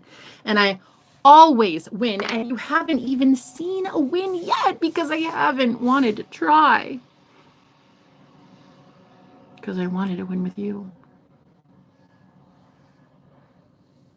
Oh, that sunken, sullen feeling. Knowing that high priestess wanted to win with that specific high priest. That woman for that man. That pot for that lid. You know? But knowing that you don't get to have that anymore. Because there's something so good entering the atmosphere, and it's beautiful, and it's divine, and it's so pure, and it's angelic, and it's so it's compassionate, and it's caring, and it's ethical, and it's moral, and it's upright, and it's fucking fair, and it's just, and it is a divine masculine that is so fucking powerful. But they could only be powerful for light anymore, and so they would even have to dump somebody like me who isn't over somebody like you. And because that guy is so perfect, so divine, and so inspired by God, I am going to have to jump ship and stick to that beautiful, gorgeous, divine energy. Because your tyrannical, nasty ass energy is not working. It's not working for me. It is not working for me. The lying, the hiding behind an account or fake account, even. I don't even know how many times you've maybe written me under a different disguise. I don't fucking know. And I don't care. Maybe it's happened, maybe it hasn't. The fact that you just admitted to watching me and stalking me just like 2 days ago and kissing me a week ago. Man, your ego's got to go, bro. It's got to go. Your ego, it's you. That moment you find out it's you, and it's always been you, and it's not been anybody else. You can't blame your problems on someone in the basement or a girl that you brought from Arizona or the news or a political leader 1,000 miles away. You can't do that anymore. Admit it's you. You are your own worst enemy. You are the one that is acting all anti-Christ-like. Not living for God's glory. Not living to inspire people, activate people, motivate people, heal people. There's no purpose or passion. There's nothing. And it can't work like that anymore. It can't work like someone like me instilling that hope in you anymore. Being like, you've got this. You're going to do amazing things. Because you won't. You may not. You may never do amazing things. And maybe for the first time in my life, I'm seeing that. Maybe a lot of men on the planet are not going to do amazing things. Maybe they never rise up. Maybe men never fight the good fight, you know? You know what's sad? It's like it's not even a war if there's only one side fighting. It's not even a war. That's genocide. That's a victim and an abuser. Okay? So it's not even a war yet because there's no opposition. It was just me, people like me, just laying down and taking it and being like, okay. You can do mean things. You can call me a bitch. You can call me a hoe. You can call me all these names in the book that I'm not. You can call me everything. You can gossip about me. You can tell me that I'm nothing because I don't have a job. You can tell me that I'm nothing because I have 10 cents money. You can tell me anything you want. No, you can't. Not anymore. Because I finally have some fucking dignity about myself. God damn. Like, I finally have some respect. I mean, it's not that you can't say it. You have free speech. Congratulations. You can say whatever you want. But finally, the difference is that I don't accept what you say because what you say sounds horrible. And I know myself too well. I'm not a bully or a tyrant or lazy or good for nothing or evil or a Jezebel spirit. No. Fuck that. I'm quite the opposite. I know who the fuck I am. I know what the fuck I stand for. So while other people call me demonic or possessed or, you know, whatever. Dude, I've been called so many things. A false prophet. Just a fake, phony. Oh my God. A charlatan. I've been called everything. Every name in the book. And it doesn't matter. What matters is what do I say about myself? Oh, I know who I am. I know what I am. I know what I stand for. And if anyone has an issue with what I stand for, why don't you take it up with me and tell me to my face? Why don't you stop gossiping about me? Why don't you just tell me what it is that you think about me? And maybe I'll correct you and I'll be like, okay, that's cute, but I don't do that. I mean, this feels so much like 10th grade all over again.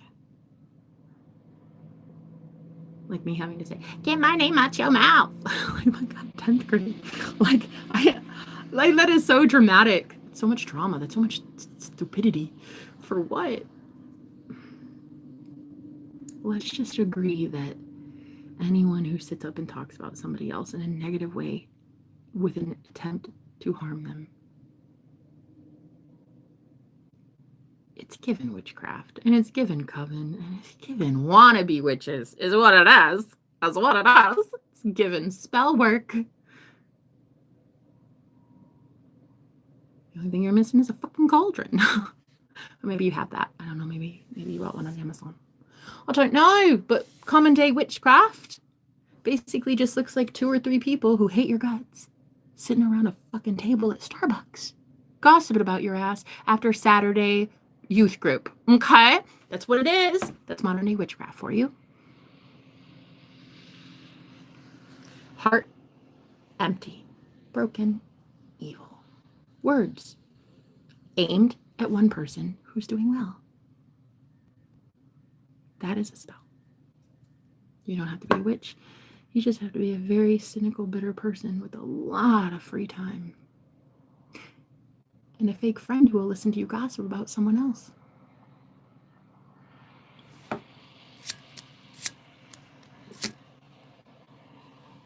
You only do as well as your weakest link. And your weakest link is kind of a bully. I have a feeling that there are a lot of peace talks right now in the world. A lot of peace treaties being signed. I feel that. I feel like a lot of people are going to be liberated soon from situations that It's like all the free people need to go. Like all the free ones need to go. Free. Go be free. Go be free.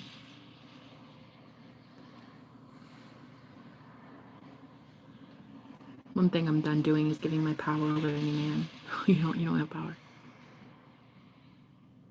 Gossip queens don't have power. Witches don't have power. The news station doesn't have power. A political vote doesn't have power.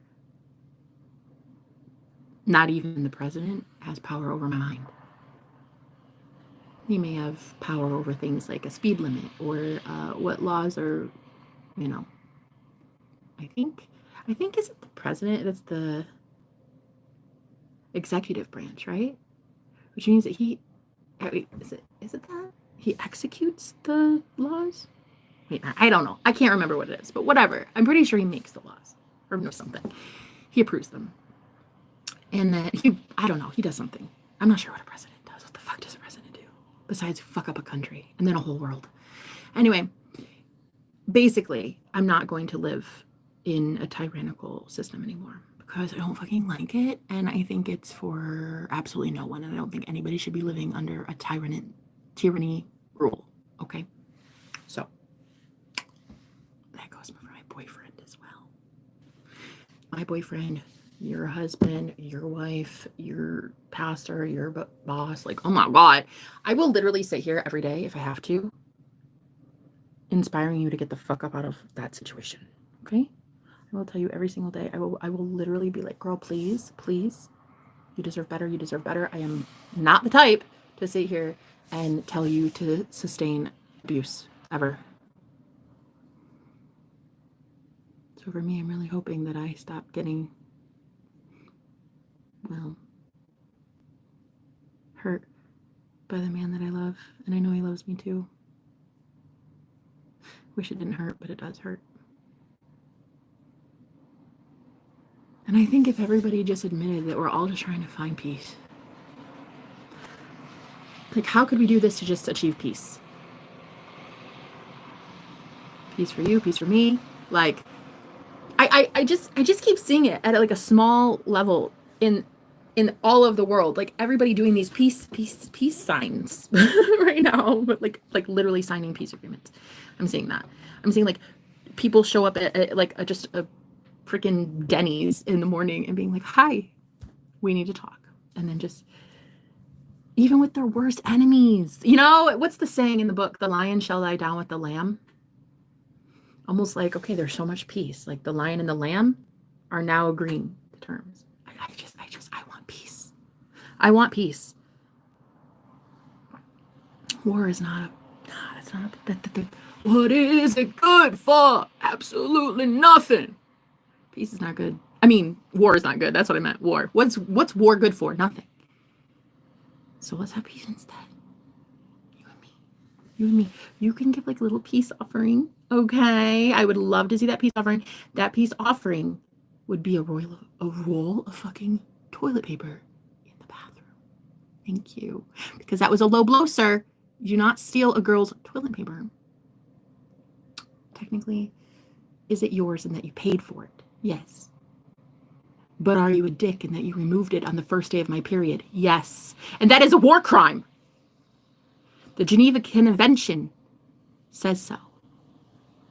Actually, I don't know that though. I don't even read that. What's the Geneva Convention book? I don't know, but it seems bad. You can't do that to me. Because I'm the love of your life and you still have a crush on me. And you can't hurt me like that. You're not allowed to. And you and I both know it. There's the truth. You and I both know you can't hurt me like that. So put the fucking roll of the paper back in the bathroom. You can set it on the ground. Okay? Just step away from it. Just step away from it. Oh, yeah. Step away from the roll of toilet paper. Okay? Leave it there. And just know when I go to pee, I will know that you did that. You did that for me. And it'll go a long way. Trust me.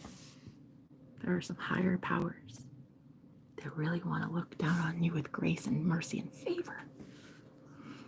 And I'm telling you, they are not in the market. They're not in the mood to give blessings to asshole, tyrannical, dictator shitheads.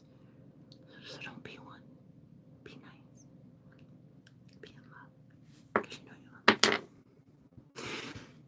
So be in love and just put the toilet paper back. Okay? Great. You'll really, really, really like that. Thank you so much. And if you don't, that's okay. I will be perfectly all right. But I would like to see something nice before I ever again. And any high priestess that I know. And look, girl, I know a lot of high priestesses. Okay, I know a lot of psychics. I know psychics that read for like the big ones, okay? These are very powerful people. And I am telling you right now, as God is my witness, once I start connecting with those high priestesses, we will soon be exposing evil on this planet in a very big way. It's just a thing. It's just a thing. It's already happening. In my dreams, I'm uncovering a whole bunch of bullshit.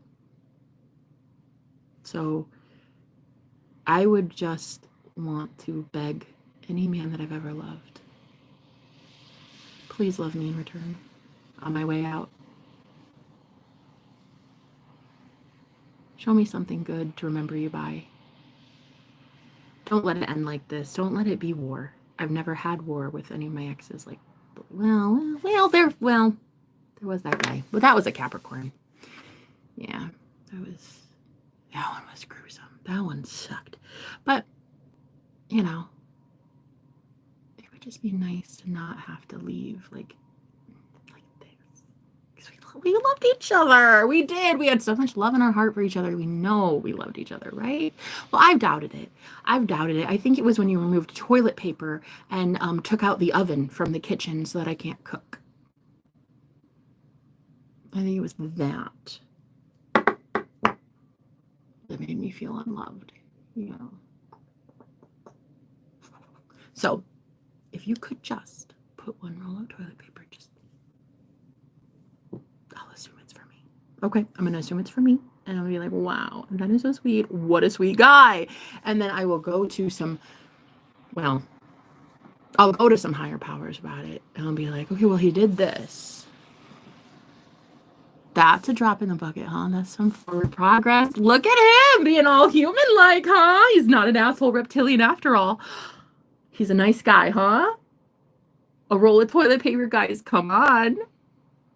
And then maybe possibly those higher ups, they'll look at you and they'll be like, I don't know, I don't see it, Jenna. But I know it.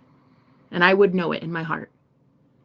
And I would fight for your right to be a human and not a reptilian. Okay. And I would get everybody off of you. I'd be like, the dude's not an asshole. He's not a tyrant. Tyrants don't provide toilet paper. Tyrants take toilet paper away. So, it's up to you. I now see that you're not really in a place to negotiate. See, sir, the thing is,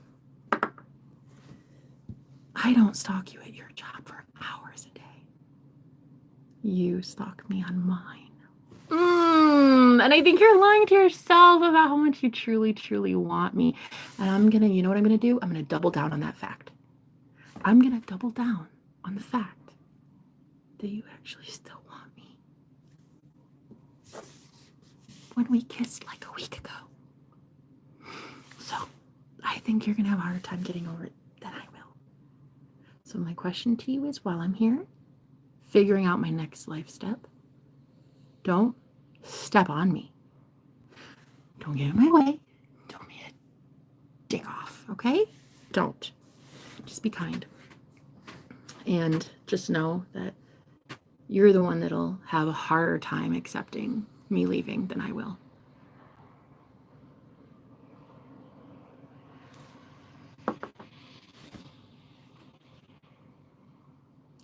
I'd like to know what you think about that.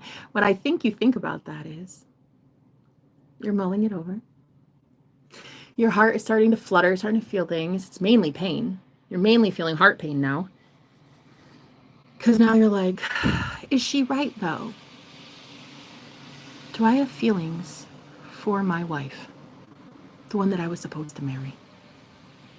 The one that I was supposed to be with and have children with? do I possibly have feelings for her as I'm evicting her? And as she's leaving to go be with my arch nemesis that loves her so much. You have to answer that question, and you're going to have to live there in my mind. Wait, the other way around. Hopefully I live in your mind, not the other way around. I really hope I get over you after this. But you're the one that's going to have to live knowing that you didn't try. I tried. That's a really, really tough thing to admit for a man. Oh, it's so hard. It's so tough. It's so difficult. Men have a really tough time admitting shit like that. Oh, God. It sucks, huh? Admitting that maybe you guys don't want to be fucking buttholes. Then maybe, just maybe, you want to be a sweet guy. You want to be known in your community as that one that changed. That guy that, yeah, you were an asshole. But you know what? God, though. You went to God. Or did God come to you? And God said, touch not my anointed. Stop persecuting my people, which are really actually your people. Because you're a being of love. And that's a being of love. So why don't you stop persecuting God's people? Okay? And then all that shit that happened in the book of Exodus with Pharaoh when he was being a total tyrant doesn't have to happen to you. Okay, unfortunate events. Like you catch every red light from here to your job every day for the next 60 years. Unfortunate. Or every time you go to get one of the first parking spots at Walmart, you go to turn in, boom! You find out there's a cart there. And you have to get the fuck out and pull that little fucker to safety. And then you can pull in your car. But by the time you go to pull in your car, because your luck is so shitified, you go to pull in your car, and guess what other car just swoops in and parks there in front of you? Mine. My Maserati, bitch. And your Pinto. Golden. Yeah, I just pull in with my Maserati like, vroom, vroom. Hey, bitch, get in. Want to ride in style today? That's your shit luck. I'm going to tell you why it's your shit luck, because you done pissed off an empress. You made the worst enemy of what could have been your biggest blessing. Ooh, girl, those curves that keep on giving. You could have had it, though. You could have had it. You could have had it in magical, mystical ways. But you don't get to have any of it. You just have shit bad luck for days and days and days. And there's no one spiritually protecting you and going to a higher power and praying on your behalf. Because why? Because you're a dictator, tyrant, jerkface. So why would any of us with good common moral ethics and a righteous upstanding with the high spirit, why would we risk our reputation on being, well, pretty on point with a lot of what we do and what we know and our energy and our vibe and our aura and our thoughts? And oh, hell no. Why would we fall on our sword and go to some higher power and be like, oh my gosh, but see, he's trying though. He's trying. No, he's not. He's a tyrant dictator and you know it, and we're not blessing him. But I love him though. And it's like, but I don't care. But like, I don't give a fuck. So I work for a higher power. And you work for a higher power. Okay, but here's the fun part. Ready? Because so far working for a higher power has actually sucked. Like it really has. I'm waiting on things to like get better because I work for God. But so far for 13 years, the shit has sucked. Okay? I don't even know when the blessing for being an empath starts. Being an empath is such a fucking curse. You go to the store and you take on 100 people's energy, and in like 2.2 seconds, you're fucking fried, and you have to eat a Snickers just to stay awake for 10 minutes. So no, I understand all too well what it's like to be an empath and only see it as a curse. I would much prefer live in a world where I have such a beautiful life that me as an empath, I get to feel things, and I get to like experience joy and humor and love and laughter and You know, just like everything in life, just savor it. And I would really like to get there. And I'd like to get there when you're not an evil tyrant dictator hurting my process in getting to freedom. I don't like it. And I don't like you. And it's given reptilian. Okay? And I'm not dating a reptilian asshole anytime soon. So put a roll of toilet paper in the bathroom. One roll. One roll. One roll is all it takes. And you know I would do it too. See, I know you know, because you know I'm good for it. You know I'm good for it. I would legit 100%. You have 100%. Okay? This would be such a show of your ego being brought real low, Lucifer. I would be able to see that you truly don't want to hurt people. You don't want me in pain. You want to be a kind guy. Somebody who does something nice for somebody that can't do anything for them. And you know, I've heard this saying, you'll know a man's integrity by how he treats people that have nothing to offer him. You'll know a man's heart by what he does for people that have nothing to offer him. I'd really like to see you give something to the universe. And I'd like today for that to be a roll of toilet paper on the floor. And I'd like to know that the man that loves me more than life itself loves me. And I'll wait. And I'll wait till I'm blue in the face, because this war is already on. It is. It's Aries versus Aries. It's Shark Week, bitch. He and I are going at it. We're going at it. My ex and I this week, ready to rumble. Ooh. He's going to be placing a roll of toilet paper on the floor in the bathroom for my cooter. Okay? That's great. And the second he does that, once I see it, I'm going to the Most High about that. Excuse me, sir. There's been a change. I have seen a change. This man is not an evil. No, he's not. He's not evil. God, he's not a tyrant, and he's not a dictator. Looks like he likes doing nice things for people. Okay, God, I wasn't expecting that, but you left a roll of toilet paper. Can you please, let's talk about this, God. Because right now, it's a no-go from God. It's a straight up hell no, Jenna, and I will bring in 1 million people to replace this dickwad. So, you may think that I make a really great enemy. I don't think you know how great of an ally I could make, though. Oh, it could be so fun. We could be like besties. We could paint each other's nails. We could like do hair, and like you would talk about your army and I talk about my army and our war plans, and we could just like have like this peace treaty and a truce. And I don't have to ever get loud, and you don't ever have to be mean, and we can just have peace on earth. Could you even imagine? I'd love that. Let's have peace. Let's do this. Peace, peace, peace, peace on earth. And goodwill towards you, because you're going to leave toilet paper on the floor. And when you leave a roll of toilet paper, just set it down, back away. Then I'll know it's for me. That will go so far. Those are my terms. Roll of toilet paper or nothing. Roll of toilet paper, or I'm not letting up. I'm not letting up, and neither are they. And honey, I know who the fuck, you know who the fuck I'm talking about. They. The ones that are issuing favor and mercy and blessings.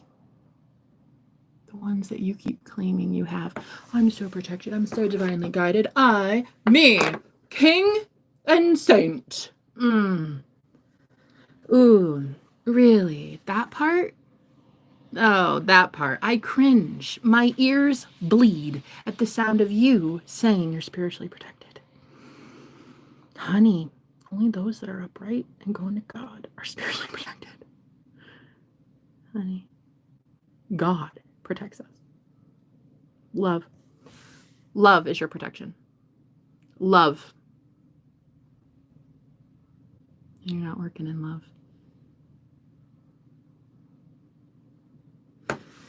So I think what's going to happen is the heart chakra is just going to,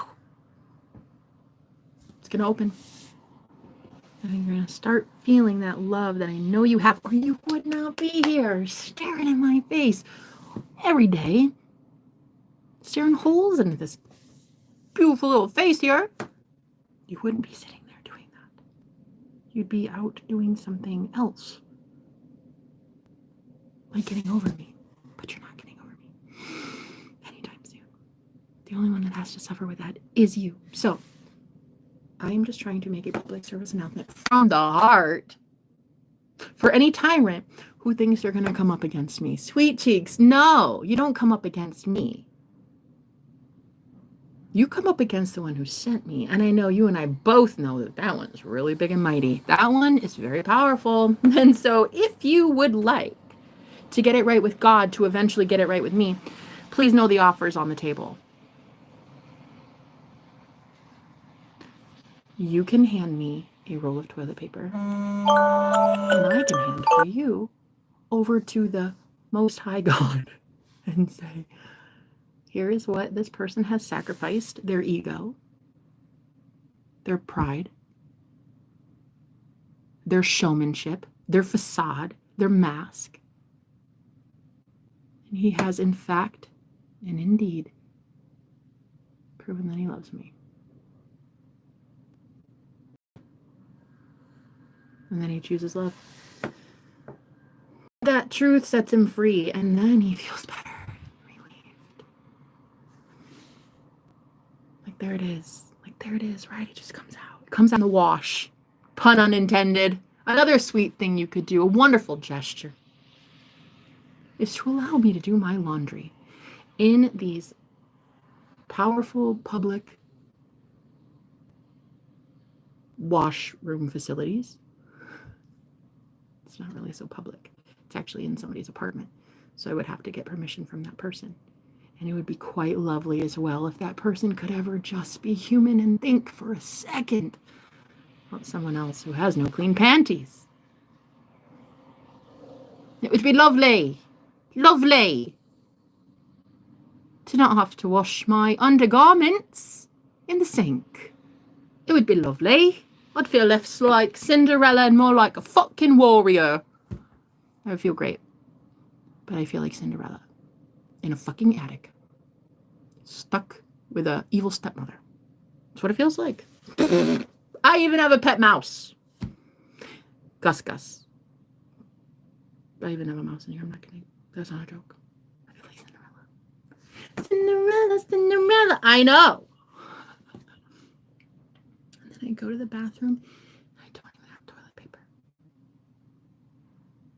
Wow. All for shits and giggles. Nothing quite like finding out you don't have toilet paper while you're on the toilet. It is just like such a gift. And then you drip dry, because you have to as ladies. We just sit there a little bit extended, longer periods of time when we don't have toilet paper. We just sit there for like the next 5 minutes. Rip, rip. So we get up and we go to the pantry area to grab a piece of toilet paper from a piece of plastic in the hallway. And we can't even do that because the paper is gone. The toilet paper has run off with itself. It has left. And it has gone to where toilet paper goes. And who the fuck knows whose room that is? I don't know. Could be the attic. Could be somebody's room. Could be that the toilet paper elf came and stole it. But either way, I am not living in these conditions. You are placing a roll of toilet paper back in the bathroom. Those are my terms. Those are my terms for peace. Those are my terms that I go to God and I say, okay, God, please protect that man because he's sweet and he's holy and he's divine and I know he loves me and I know that he loves other people and I know that he fights for good. I know that he's just a kind heart. It's all on you, buddy. We're all waiting for you. You have it in you, son. You got it in you, son. I know you do. Come on. Let it come through. Because I love me like you do. Don't act like that's not true. You and me. We don't have to be at war. Let's not be at war. Let's see what peace looks like. Come on, that should be fun. Peace can be fun, but it's like it's trying to convince that to somebody who loves chaos. Chaos is fun. War is fun. I make you angry, you make me angry. It's like lobbing these cannons, one at another, and another, and a cannonball, and cannonball, and freaking blah, blah, blah, blah. Okay, but what if? What if instead you put back the oven in the kitchen and I get to cook food? Happy wife, happy life. Yes, we're not married and we're technically breaking up, but still. Happy girl, happy world. So, my terms. I know you're staring at me right now. I know you are. I know you're here. And I know you have a big, big heart on for me. So here it is. You put a roll of toilet paper in that bathroom and you prove to me that you're not a tyrannical dictator. Or you stay the fuck out of my energy. And you also stay the fuck off my live streams. And you stay the fuck out of my phone. And you stay the fuck out of my thoughts. And you stay the fuck out of my dreams. And I never see you again. If you don't put a roll of toilet paper back. I'm booting you out of my energy. Because I don't like liars. And what it is really is it's that you love me and you're in love with me and you're madly in love with me. And but you don't admit it though. And that's fine. Let me admit it for you. You have feelings for me and you stare at my face all fucking day. I don't stare at yours. Comprende? I don't actually know anything about you during the day. You get to know everything about me because I'm an open book. But you, I don't get to know anything. Why? Can you just leave a roll of toilet paper? I'm asking for a friend with a vagina. Thank you.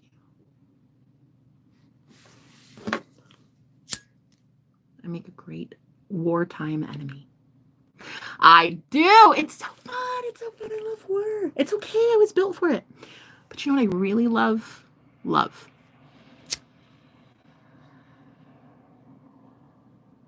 I'm a big fan. Big fan of love. I'm a big fan of peace.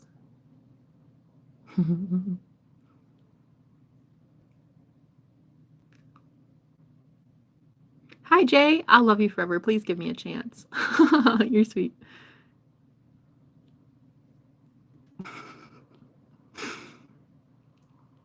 Peanut looking. What do you mean?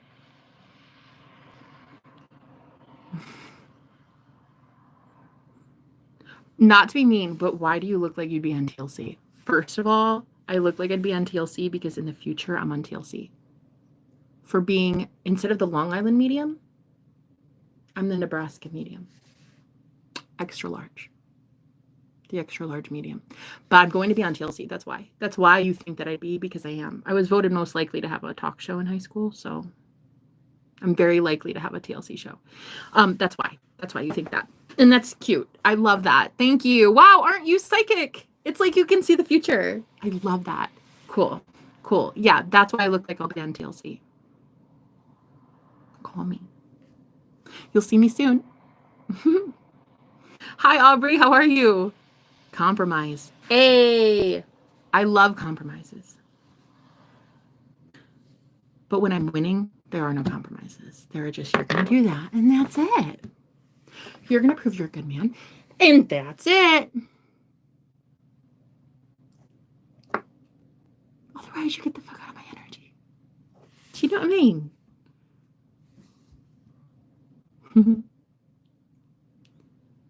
Your voice sounds so adorable. Thank you, Jim. You are funny. Thank you. You want a hug, babe? You're too pretty to cry. Well, did I cry? Did I cry today? I didn't. I mean, I cried today. I did not cry on live stream. There was a first time for everything. I did not cry on live stream yet. I don't think.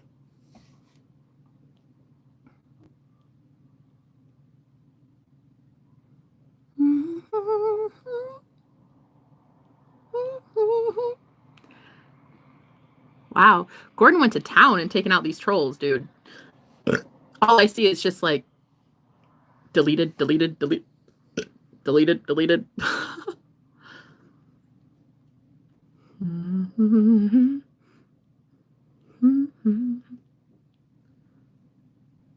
Hi, AJ. How are you doing? I'm doing really well, thank you.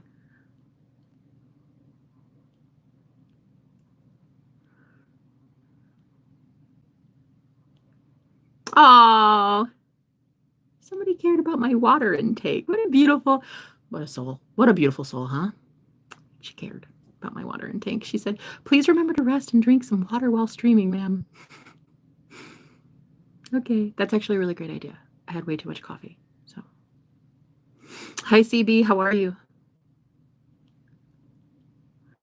We can make our world a better place to live. We're not gonna be alone. No, Rolla. Hola. I like that. That's actually fucking cute. Good morning, Chief Zuniga.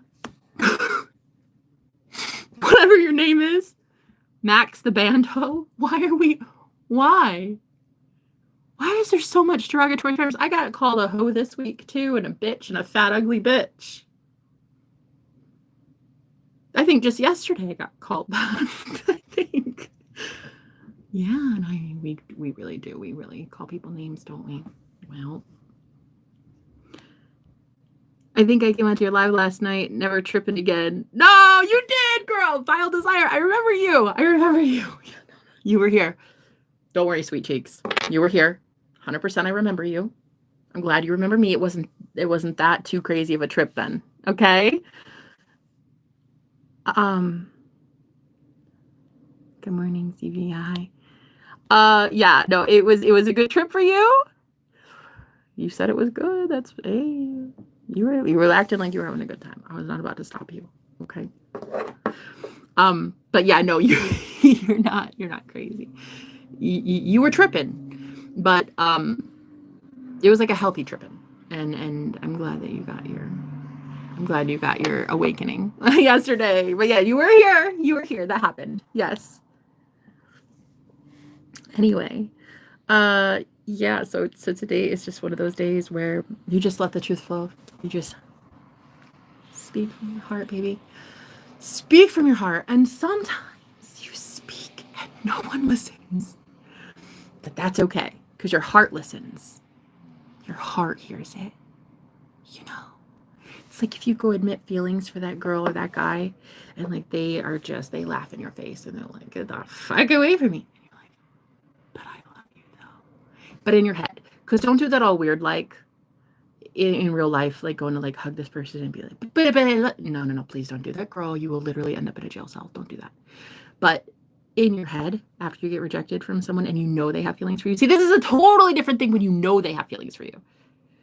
Being delusional at first, someone that doesn't have, don't be weird, okay?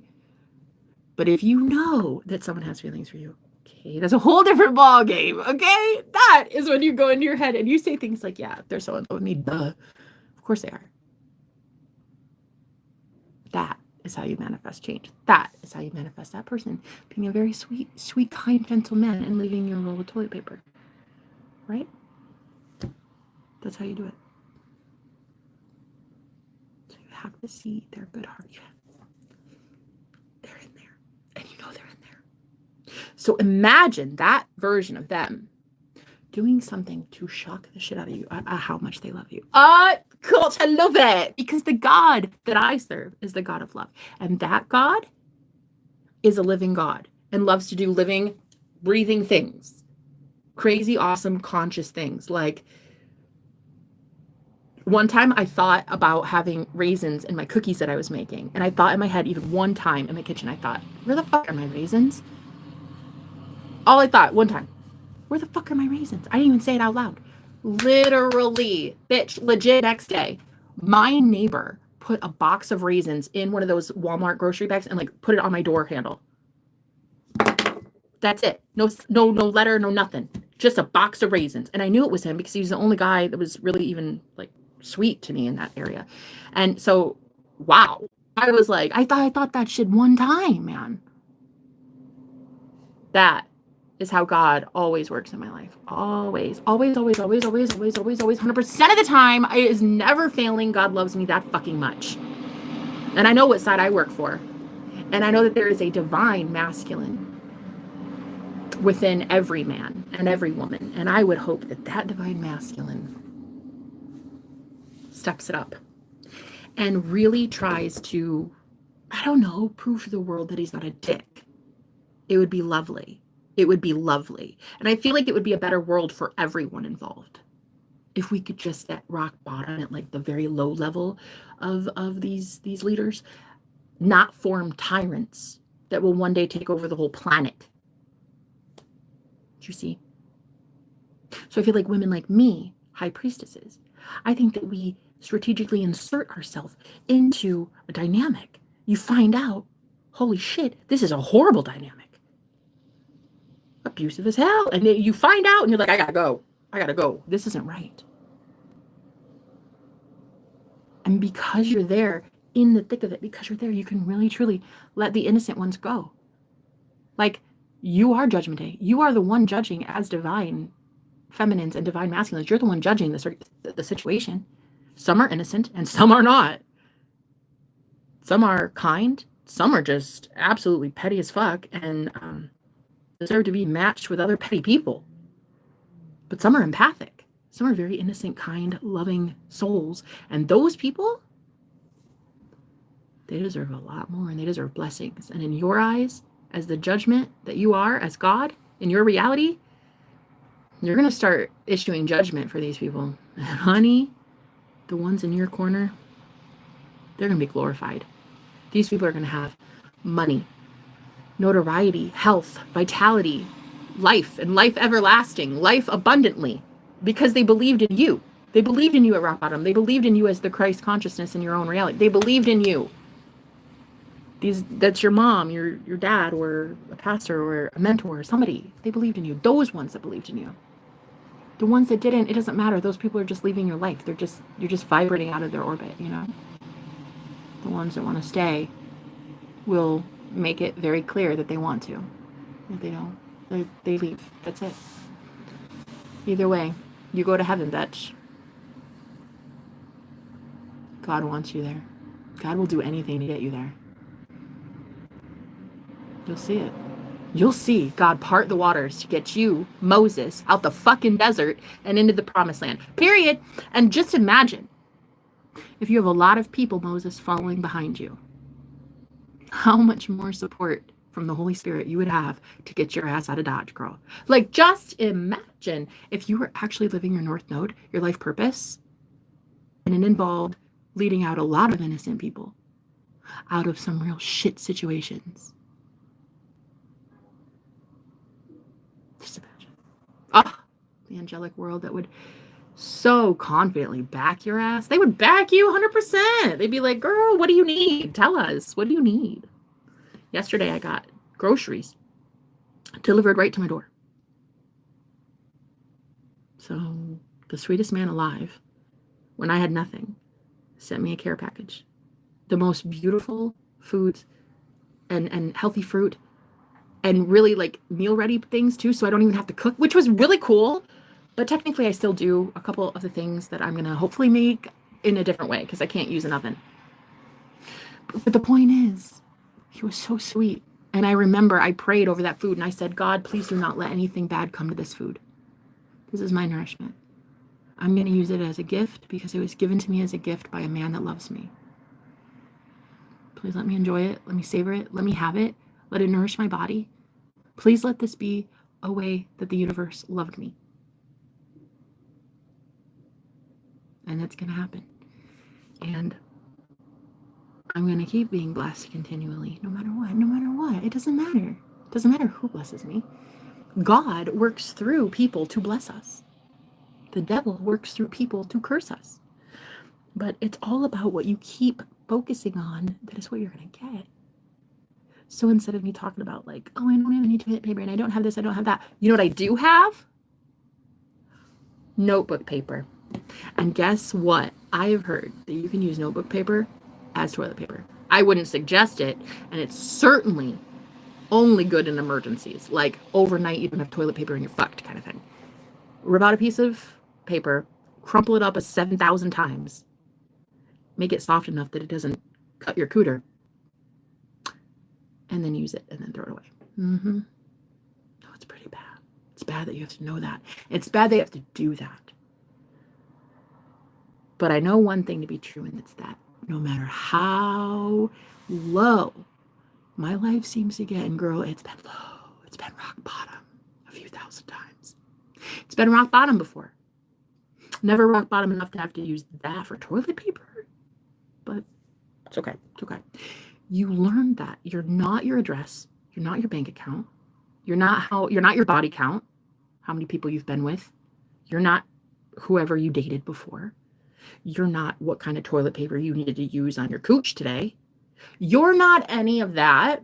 You are pure, unconditional motherfucking love. And so there's zero shame in any of it.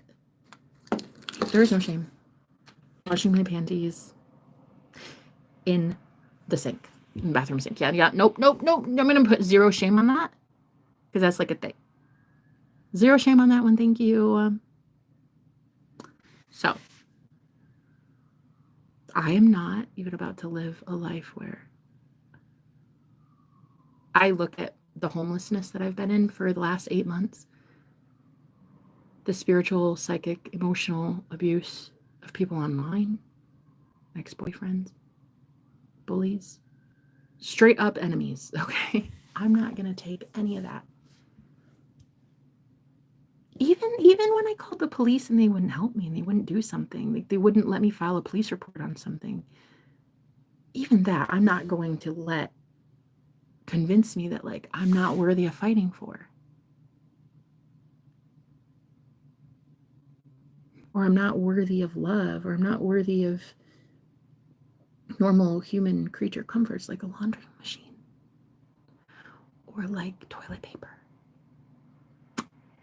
Or like food. You see? Because I was homeless since January. Technically, I'm still homeless. I have an eviction notice, so technically don't have a home. But I have a heart. And I just wanted to see if that was something this homeowner has, is a heart. Just at least while I'm here a little bit longer. Just maybe add one roll of toilet paper to the bathroom. Just to see if he's kind enough to do it. Because I'd really like to believe that I didn't get in the car with a stranger and a tyrant. I'd really like to believe that this man loved me at some point. I'll admit there's a selfishness in it. I'll admit that I have a self-interest in getting this man to admit that he loves me. Because otherwise, I feel I'll go psychotic. I feel if he doesn't, then I have to admit to myself I got in a car with a complete stranger and live with a complete oppressor. And I don't want to do that. I don't want to do that. So right now what I'm doing is I'm seeing in my mind all the things that he did that was human-like. Turning on a light,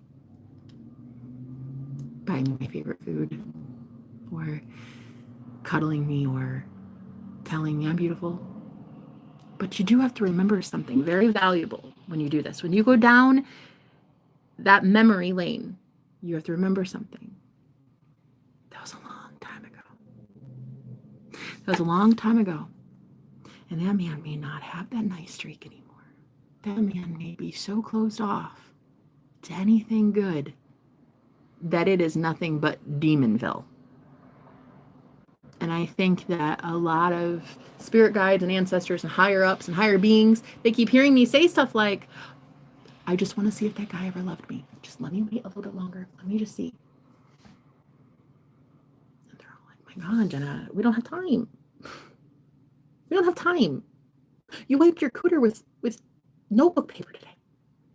Girl, we don't have time. He's an asshole. He's an asshole. Let's write him off. And then here I am, stupid, gullible, naive, dumbass.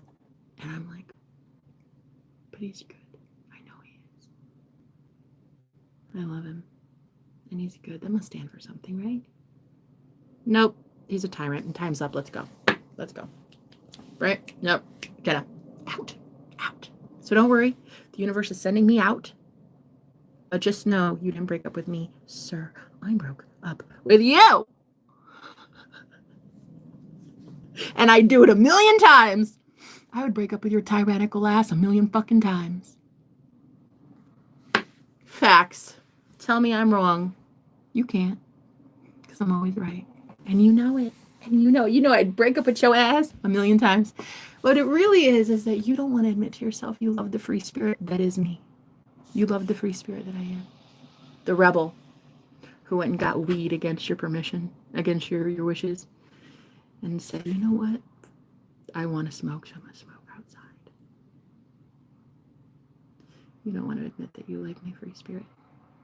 You don't want to admit that you want that free spirit for yourself. Then maybe you are ready for change in the world.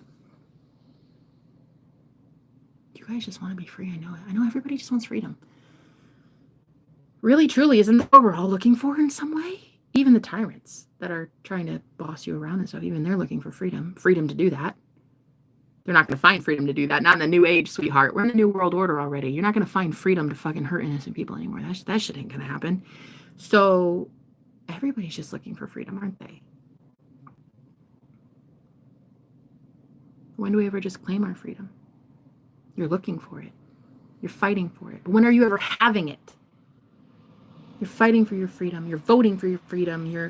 You're blasting through a loudspeaker your freedom. I want that. When are you ever going to be free?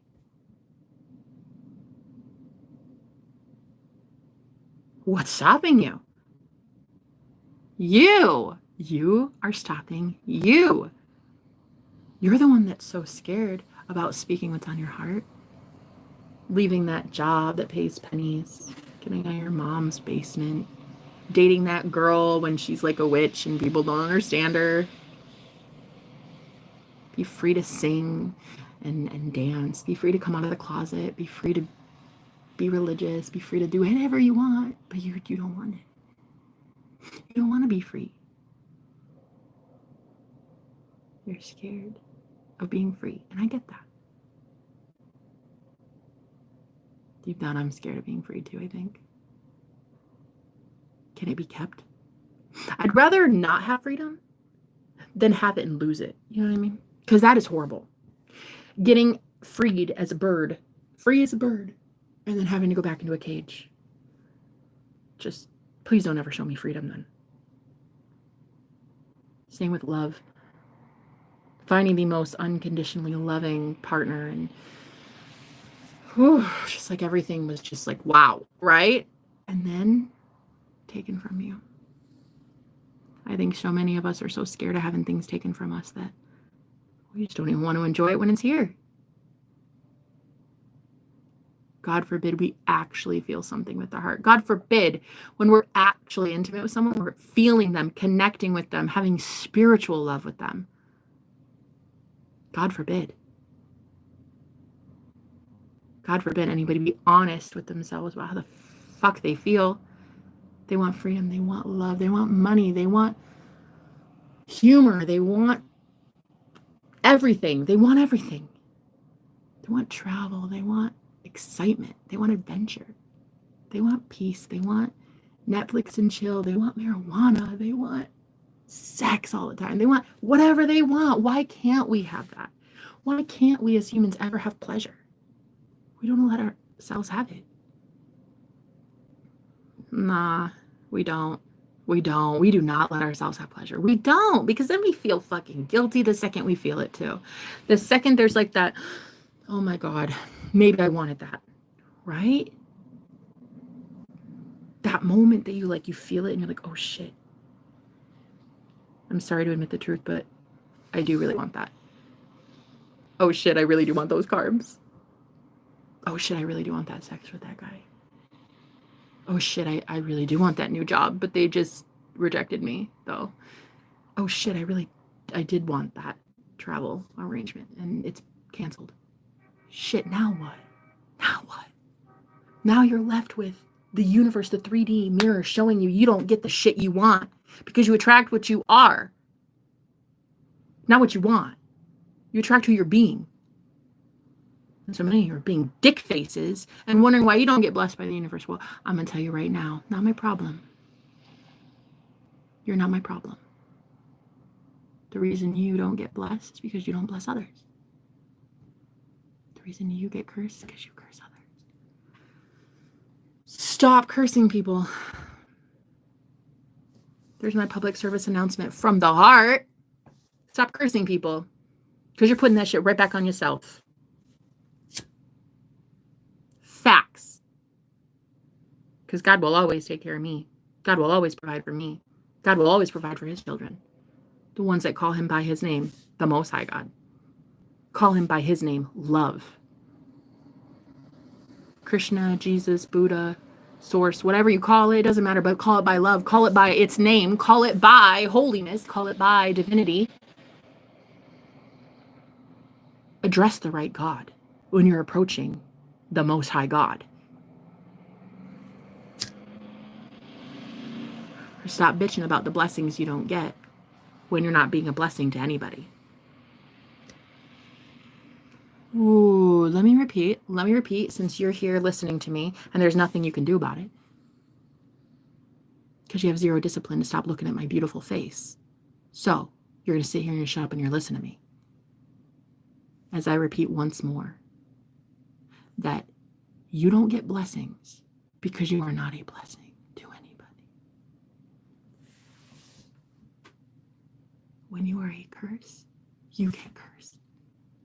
You constantly speak curses over other people, and it is utter bullshit. And so now what's happening is those people are like, wait, I don't deserve that though, because I'm not actually a horrible person. I didn't do that to you, or like, I'm not a monster. Don't do that shit to me. So these empaths start saying, yeah, that's right. Yeah, don't fucking say that shit to me. Yeah. You tell them, girl. You tell them, right? And they get this boldness, this fucking empathy, this fuck yes. Don't talk to me like that. There's my 2 weeks, yeah? Mm-hmm. Girl, get it. Girl, get it. Looking hot. You're looking like hot shit. It is a hot girl summer. You and that 2 weeks notice? Not all superheroes wear capes, bitch. I saw that 2 weeks notice on his desk.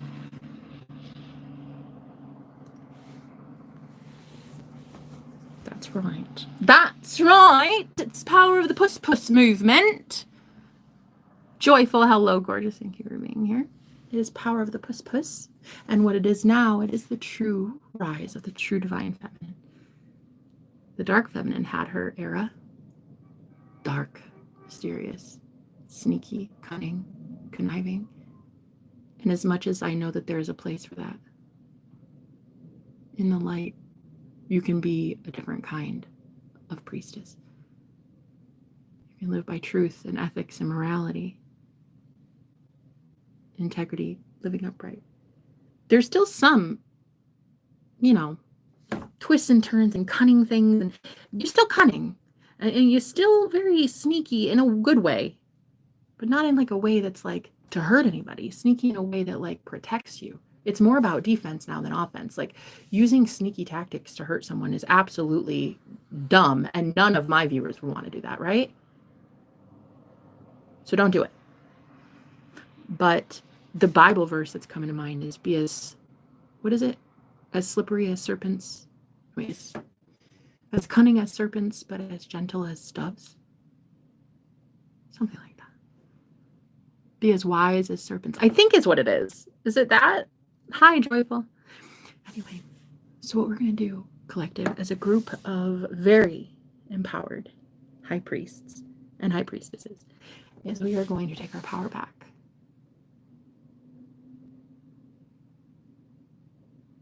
We're going to admit our truth to ourselves today.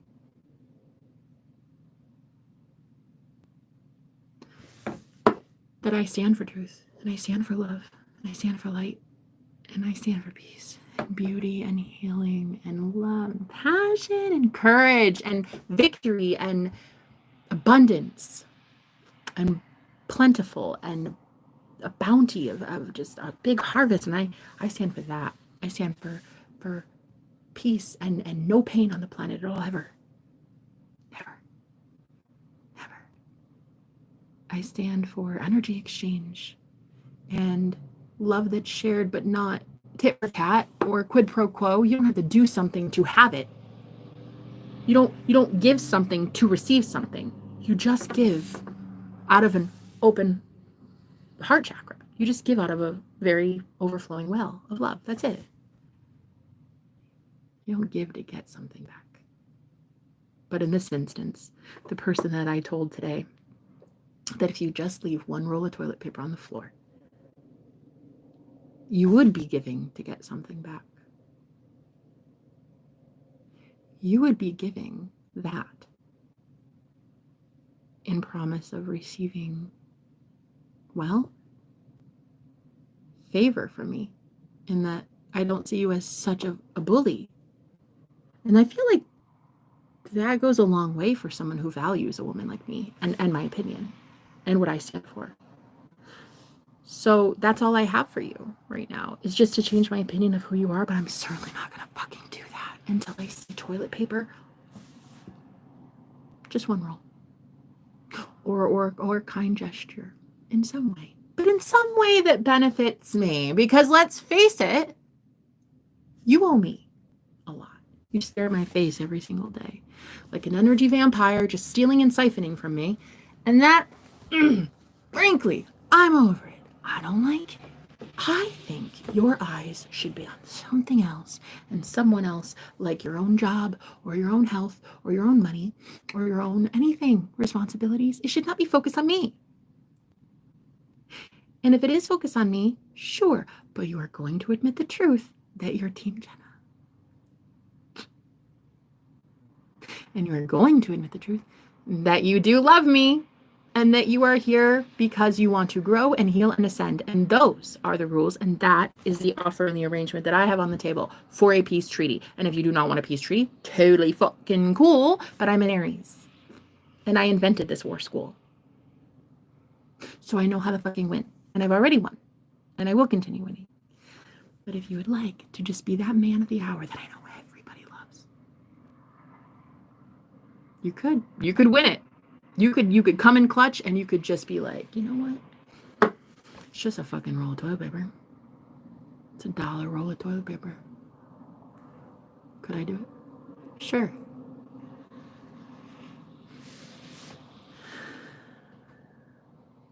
Do I care that everyone is going to revolt and rebel when you give a $1 roll of toilet paper to me? It is such a statement. It's right. It's such a statement, isn't it? Oh, it's such a statement. It really is. It's $1 roll of toilet paper, and it is going to change the game. You see, that's why for me, it's not just drama. For me, it's like my life. It's like I am here to make sure that tyrants don't get a big fucking head and a big fucking following. And I'm here as a high priestess to ensure that at rock bottom, when wannabe warlocks out here trying to ruin the world, the free world that still wants to be free, that me and some higher power sit them down, have a fucking 5-minute shut up session, get your ass right with Jesus. Because ask if I give a fuck. I'm not here for your ego. I'm here for your soul to ascend. So $1 roll of toilet paper.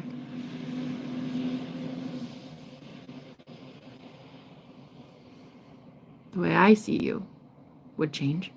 The way others see you would change. But you really are going to have to ask the question. Do you want people to see you differently? Do you want people to see you as a kind man? What would that mean? That would change the entire paradigm.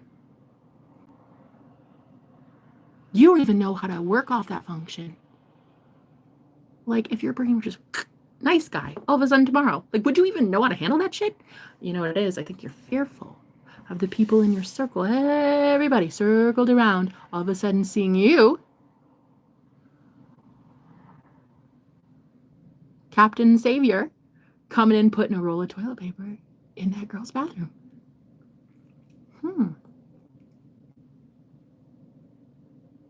So what you're saying is you live in fear? Is that what it is? Right. you live in fear. And I live in love. And this is why we'll never be together. You have convinced yourself that the king is somehow powerful. The king is only powerful because of the queen. And the king, moving one spot at a time, so vulnerable, so exposed, all by his lonesome, just sitting there, hoping that nobody comes over and just, whoop, checkmate. Ah, but then you got the queen, yeah? The queen, the one that can light a fire in your soul and under your ass. And you don't get to have her ever again. God, wouldn't that suck? It would. The queen already knows it would suck for you, but you don't know yet. Oh, but it would suck. So if you want to leave $1 roll of toilet paper in the bathroom and discuss treaty arrangements, then we'll sign a peace treaty. A peace treaty. Yeah? I like it. It's a bold gesture. It's $1. And it will symbolize for me that, one, you really are watching me, which we've already proven a couple days ago when you spoke in and chimed in so quickly. Once you saw the truth of a situation in my life unfolding in a beautiful, glorious, divine way, and you commented just within seconds. It was milliseconds, was it? It was fast. It was so fast. News, shocking news came in, and within seconds, you were there, typing away. I'm here. Hey, I'm here. Thought so. I always had the sneaky suspicion. Do you know what I would really like, though? Instead of you being here? A roll of toilet paper. That's what I'd like.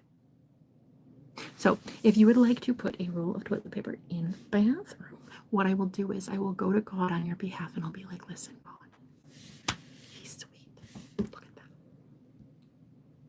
that. He deserves spiritual protection. He just proved he's one of the good ones.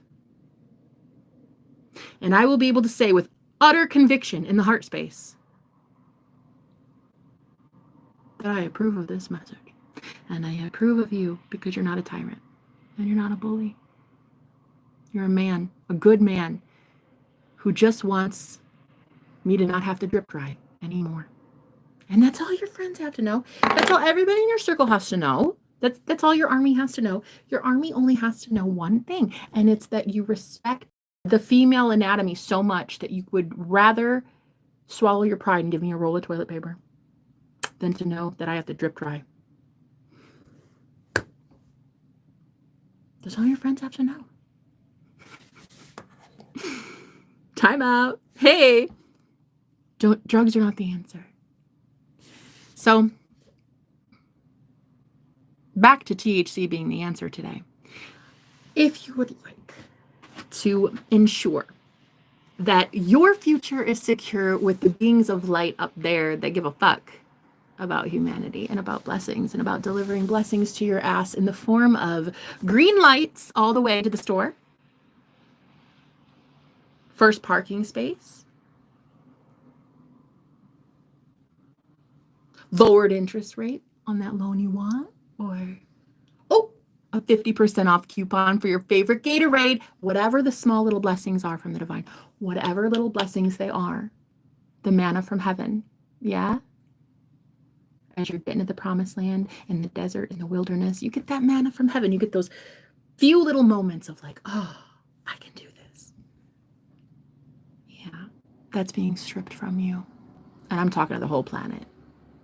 Anyone who resides in a very low fear functioning, low level frequency. You better rise above it, and you better do so quickly. And it would be really nice to have a high priestess on your side. Go to the ones that really matter, the ones that really can do shit. Not jealous Julies and gossiping Giselles and not fake wannabe witches. No, I'm talking about real shit. I'm talking about the real ones that can bless your ass. It'd be really nice if you had a mediator. Somebody like me to go up to them and be like, you know what? Look, that guy, cute, deserves a raise, a blessing. Hello. He left a roll of toilet paper for me. I know. So sweet, right? So sweet. Went out of his way. Right. It's possible. And I will do that because I've been in war so long my whole life. I don't want another war. I don't want to war with you. You're too cute. I actually really think you're a very handsome man. And I don't want to have to go to war with you. Oh, God, no. I've got better things to do. I want to smoke some cannabis, get laid, maybe grow some lavender outside in a beautiful, beautiful park or a pond that I own. I don't know. I'd like to just do life. And it'd be really nice if I didn't have to boomerang back energetically to someone who pulls on my energy because he can't get closure. Don't pull on my energy. Stop watching me. Stop watching me and let me go.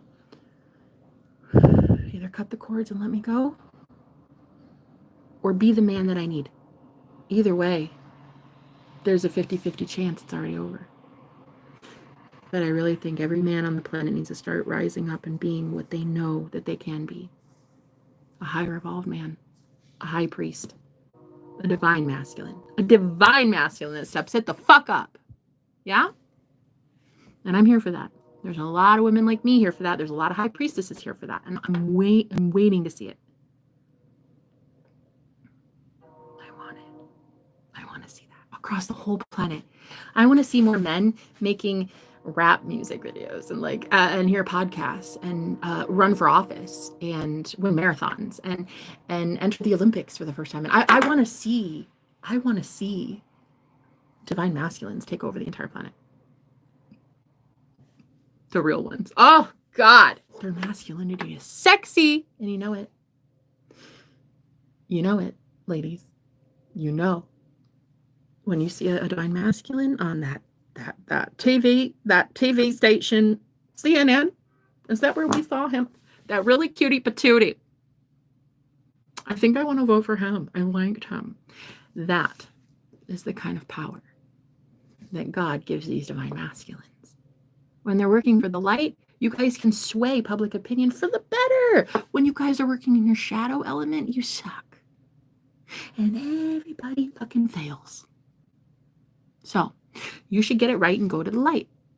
You might want a high priestess to help you get it right.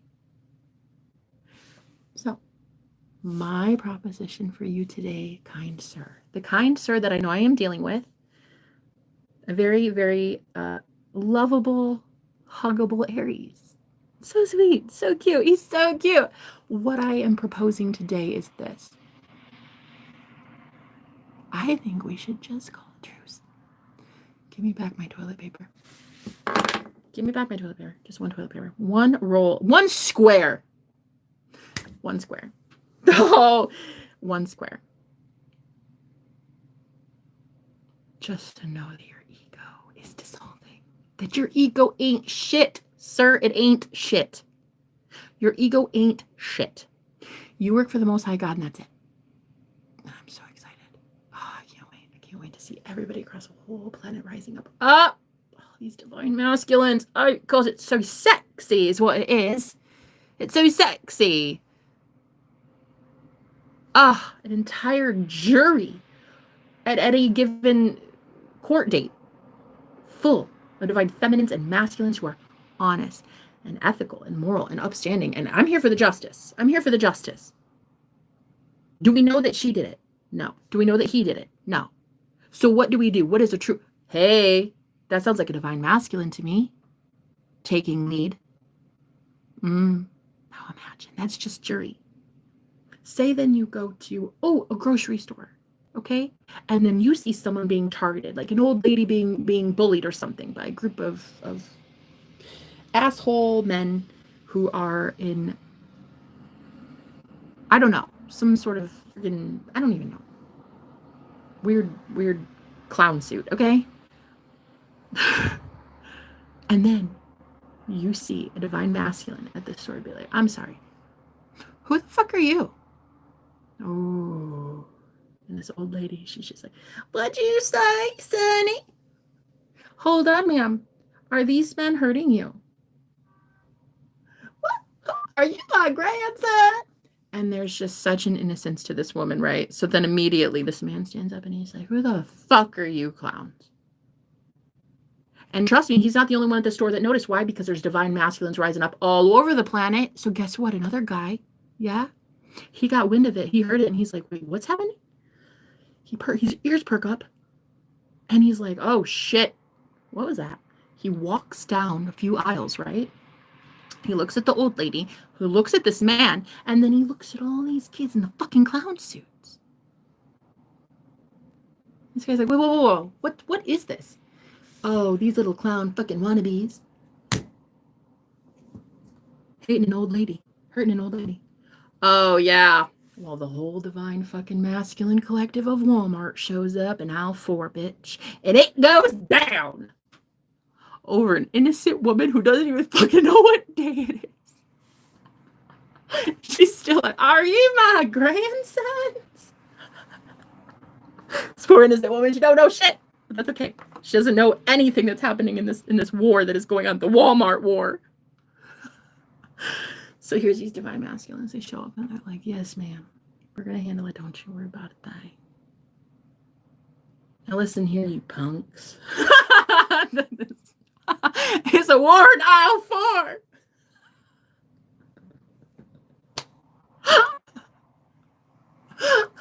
A war in aisle 4. Oh, shit. Oh, shit. And grandma's got her prunes in the cart and shit. She's like, should I go to aisle 3, get the shredded wheat? Should I wait? Grandma, you go ahead. You go ahead. Which one of you clowns want to go first, huh?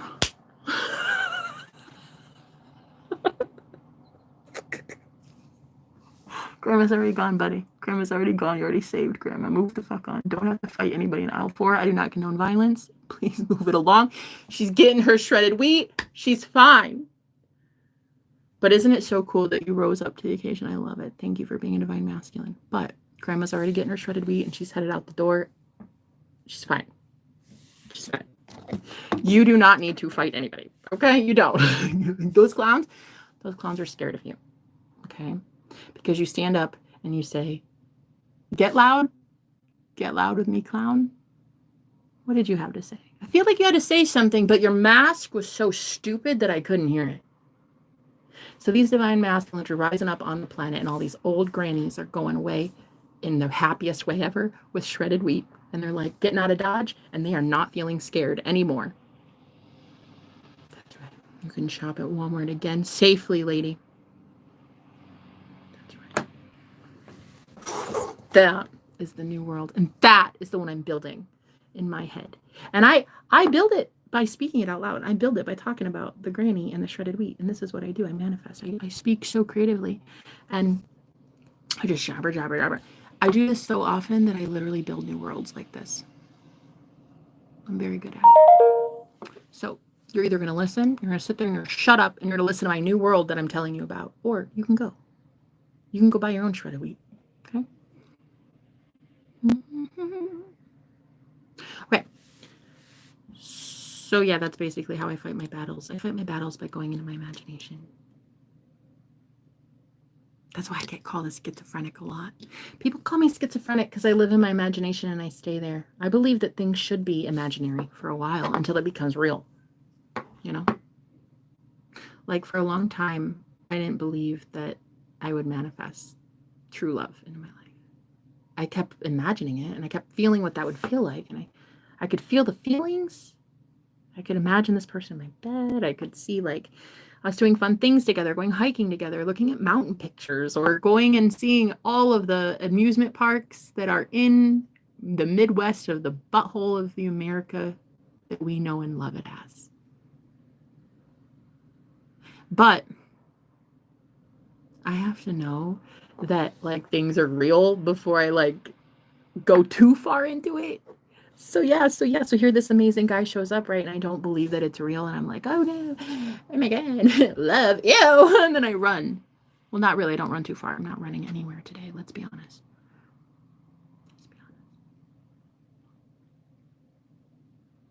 I'm just probably not going to run. There's probably not going to be any running today. That is the truth. So yeah, after you see this first love come in, and it's like, oh, this man is like, oh, who's this? Super fun. Super fun. Bought me groceries yesterday. Wow. What a knight in shining armor. Whoa. Whoa. Who is this guy? Woo. Very nice. I was very much interested in knowing his heart even more. When he texted me, it was like, hey, they're showing up in like 5 minutes, so can you please go get the groceries I ordered you? What do you mean? What do you mean? Wait, whoa. What do you mean? Yesterday when we were talking about food all day? That was that? You were trying to find out what foods I like? You were surprising? An hour or something like that. I'm just like, what? Oh my gosh. Like, are you a god? Oh my god, girl. You got me groceries. Food. And then one of them, there's 2 men in my life. One man bought me food. And the other man took away the oven today so that I can't cook my food. Because that's how jelly my ex is, that another man bought me sustenance when he can't even supply a toilet paper roll for me. Don't think I'm not on to you. King. If that is your real name. King in name only. I'm in the market for a king. And I know the type when I see it. A man who freaking orders groceries for me and has it delivered in an hour. Like, it was so fast. From the second I found out about it to the time the dude was there, it was like 5 minutes. It was just like a whirlwind. And I was like, well, I've never had groceries delivered to my house ever. I felt like such a goddess. I was like, what? Girl, this coming from a girl who's been homeless since January. Like, I went 6 months eating just lentils. I couldn't afford shit. I remember the worst of the worst. I remember, this was so embarrassing. I hate telling this story. But it is true and it happened, and I like to put a positive spin on it. So take it from me. A girl who literally was on all fours in a grocery aisle once to get the last bag of beans that were discounted.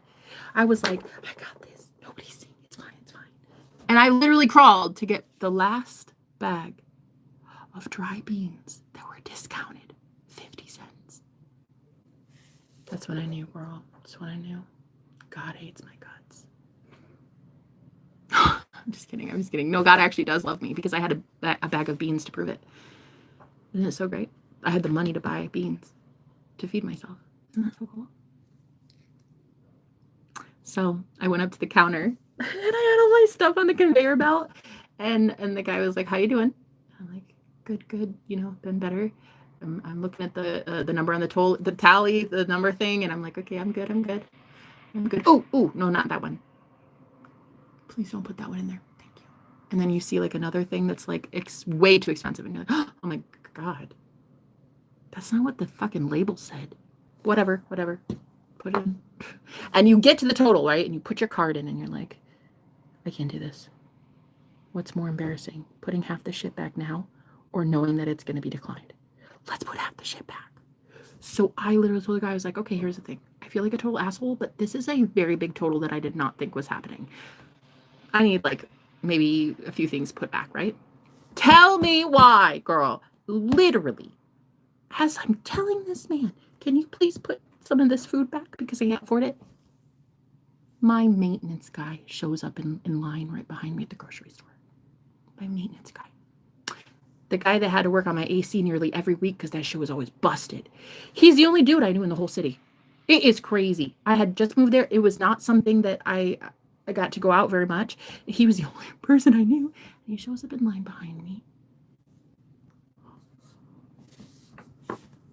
Oh, hi. Hey, Brad, how you doing? Oh, shit. And then the clerk goes, aisle 3. We have like a return situation. Groceries returned, please. Thank you. Fuck, I hate my life. I remember thinking this. Okay? Right in front of Brad, the maintenance guy. Fuck, I hate my life. Fuck, I hate my life. Fuck, I hate my life. And then I paid for my groceries. And then I hated my life more because I only had $5 to my name. $5. You can count that on one hand. That's how many dollars I had in my bank account that day. And so I just decided it's okay. Life has to get better than that, right? Right. Does it? Because the world has me by the balls again. So I don't know if it gets better than that.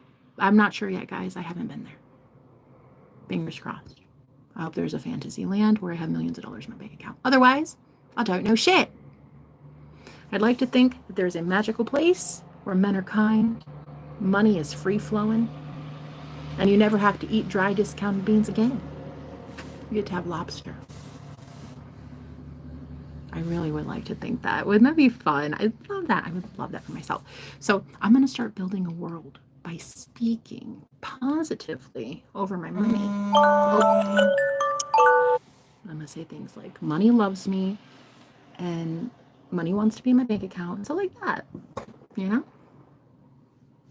No, I'm going to do it. I'm also going to say things like, people are very nice to me and kind and gentle and sweet, and they love me, and everything is beautiful. And I'm safe. And this is a heavenly place that I'm going to create for myself.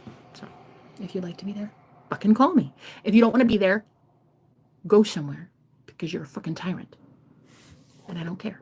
So if you want to be my friend, please be my friend. If you want to be my enemy, please be my enemy. Because I don't personally care which one you are. I'll know you by your fruits. You deserve all the groceries. Thank you, sweetheart. Love your shirt. Thank you. Thank you. This is actually one of these, and my arms. I am so self-conscious of my arms, so I'm wearing this over it, a cardigan over it. But yeah, it's like one of these that, you know, tank tops. Like, oh my god, no, I don't. It's just my arms. You know, I don't. I'm really self-conscious of my arms, and so anyway, I'm wearing this cardigan. I actually like the shirt a lot, and I wish one day I could just like feel so confident in my arms. I feel like I wish I could be confident in all things, all aspects of my life. But today, I'm confident in my warrior queen essence. That's the only thing I'm confident in, girl. I don't know anything else because I'm on my period. And I'm not confident in anything.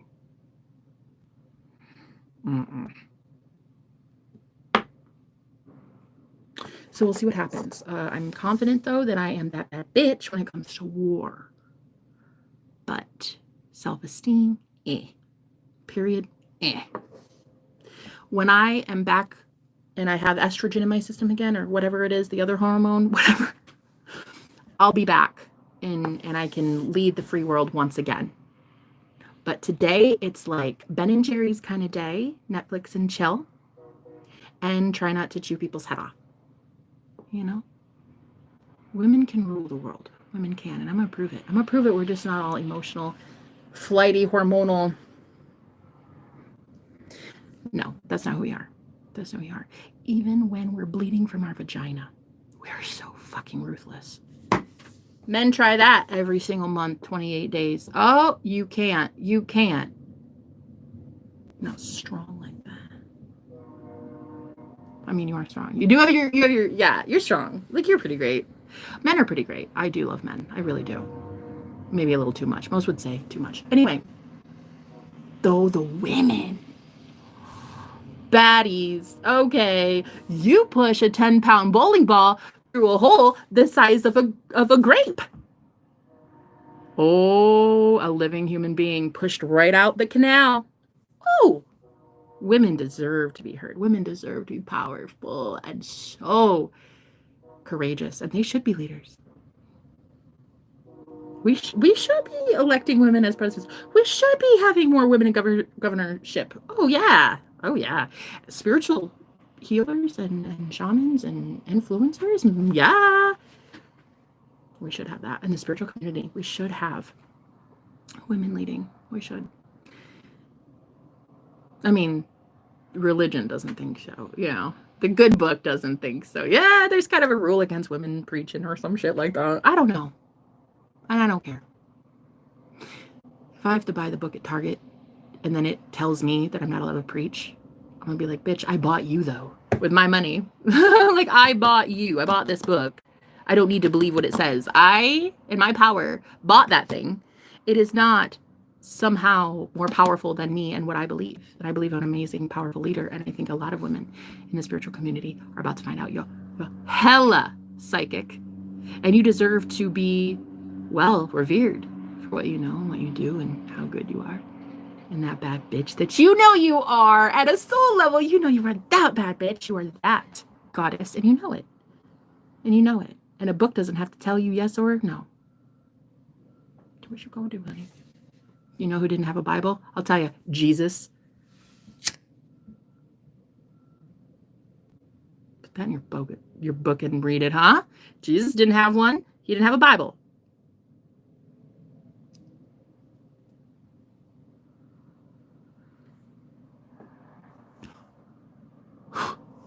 Right.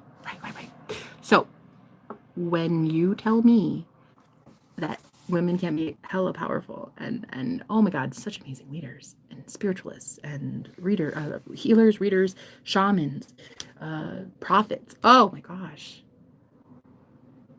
Women are like the strongest thing on the planet. They are so fucking incredible. I'm here for it.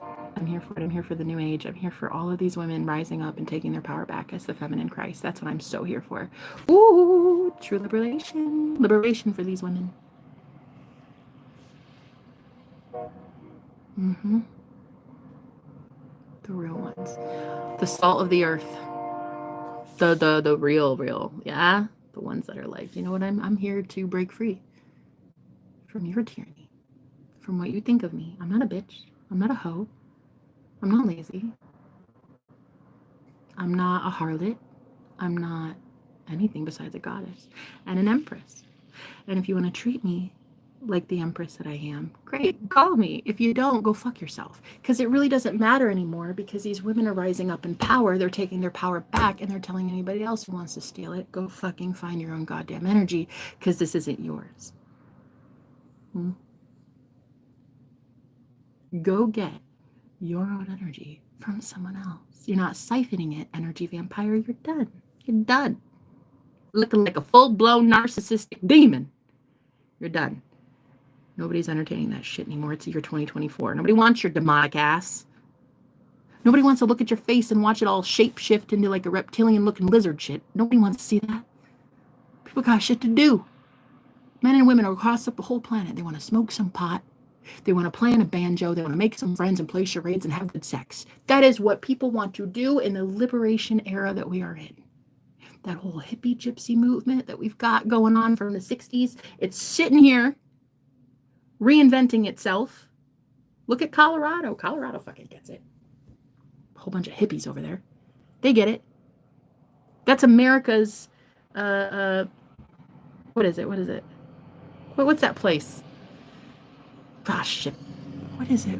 The one that like, oh, that place. I'm so uncultured. What is it? It's in Europe. You know. That's America. Colorado is America's. Fuck. What city is that? Not Copenhagen. What the fuck? Anyway, I don't know. I'm not great at geography. Anyway, I'm not great at a lot of things, but I am good at one thing, and that is speaking the truth. Always gets me in trouble. What's it called? I know you know what I'm talking about. Amsterdam. Fucking knew it. I knew somebody knew what I was saying. Knew it. Spoken like a true Coloradoan. Are you from Colorado? Coloridian? What are you guys there, huh? Spoken like a true Coloradian. You knew way too quickly that I was talking about Amsterdam. That's what I'm saying. I want to play banjo. Fuck yes. Oh my God, joyful. You play the banjo, I'll sing. Okay? You invite some cool friends over, maybe like, oh, one of those hand drum things. Yes, guitars. Come on, bring it all in. One of those little maraca things. Oh, shit, yes. Bring it in, girl. What else do we have here in this gypsy hippie band that we're forming here? What else do we have? Well, we have Jesus, so we have light language. What else do we have? Empathy. We've got that going for us as well. See, I like that because that means that the banjo will stick around, because empaths are always blessed. And they get to keep stuff like that. They get to keep banjos and happy moments and anything that makes them feel good, because God favors those people. So yeah, I'm all about it. Our little hippie gypsy band. We can call ourselves Colorado. Is there a band called Colorado? I bet there is. We could just call ourselves Amsterdam. But yeah, I'm so here for that new world, girl. I'm here for it. Love, humor, fun, banjos, weed, cannabis. Lots of cannabis. Yep. Lots of can of butter in my future, I very much feel like. Lots of amazing, passionate board games with my twin flame. Nothing says sexy quite like Monopoly. Wow. I'd like to buy all your railroads, sir. Why don't I show you my railroad? Why don't I show you my park place? Where? Yeah. That's right. You want my get out of jail free card? I'll get you out of jail.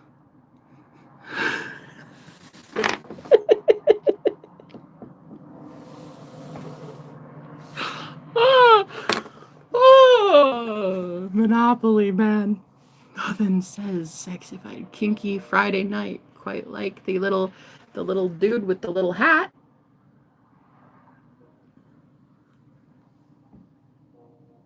The monocle. Sexy. Monocles are sexy. Everybody knows it. Everybody knows it. That's why we all walk around with monocles. That should be sexy. It's actually in the sexy aisle at the store. It's right next to fanny packs.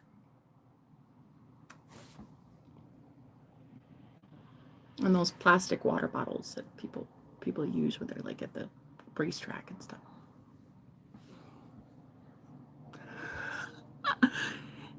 He doesn't have a monocle. I thought he did.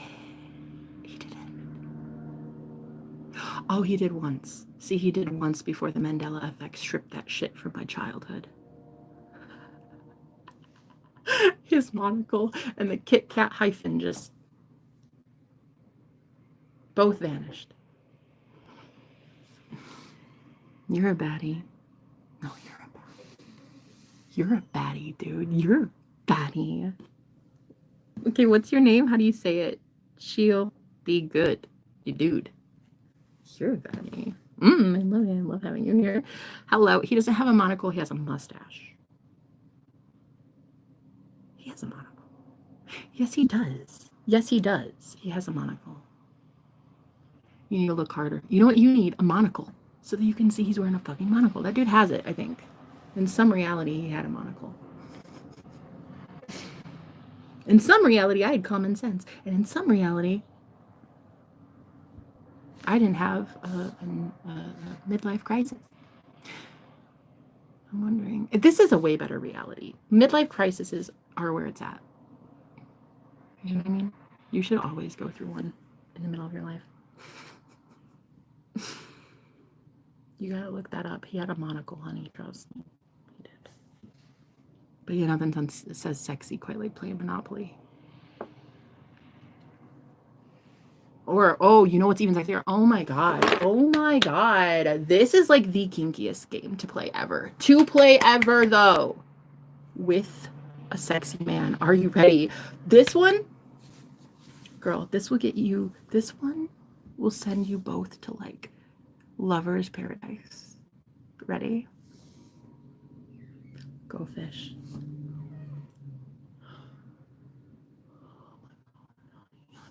Honey, they drool, oh my god. That's where that. Go fish at Monopoly. If you got invested with Go Fish and Monopoly with your boyfriend. Oh my god, you guys won't even make it past the first round. The sexiest games. Oh, another. Oh my god, dude. See, this is why I should be one of those board game sex therapists. Because the sexiest one yet, backgammon. Monopoly, backgammon, and Go Fish. Sexy personified. Sexy. Your man will literally, I mean, like, you could be fully clothed playing Go Fish, and your man will just be like, do you have a 69? Go Fish. Oh, and then you're in the bedroom. You guys won't even be able to stop.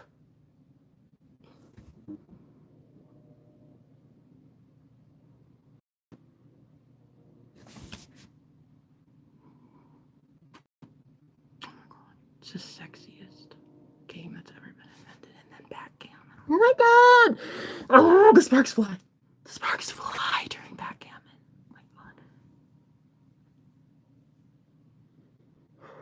It's like I can't look you in the eye, sir. Please stop. Stop with the sexy. Stop.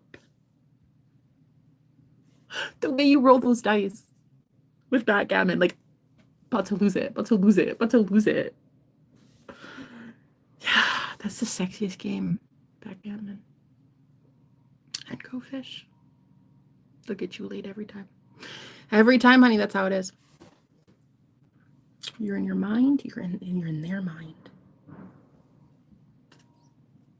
And then you're in the bed. That's how it is. That is how it is.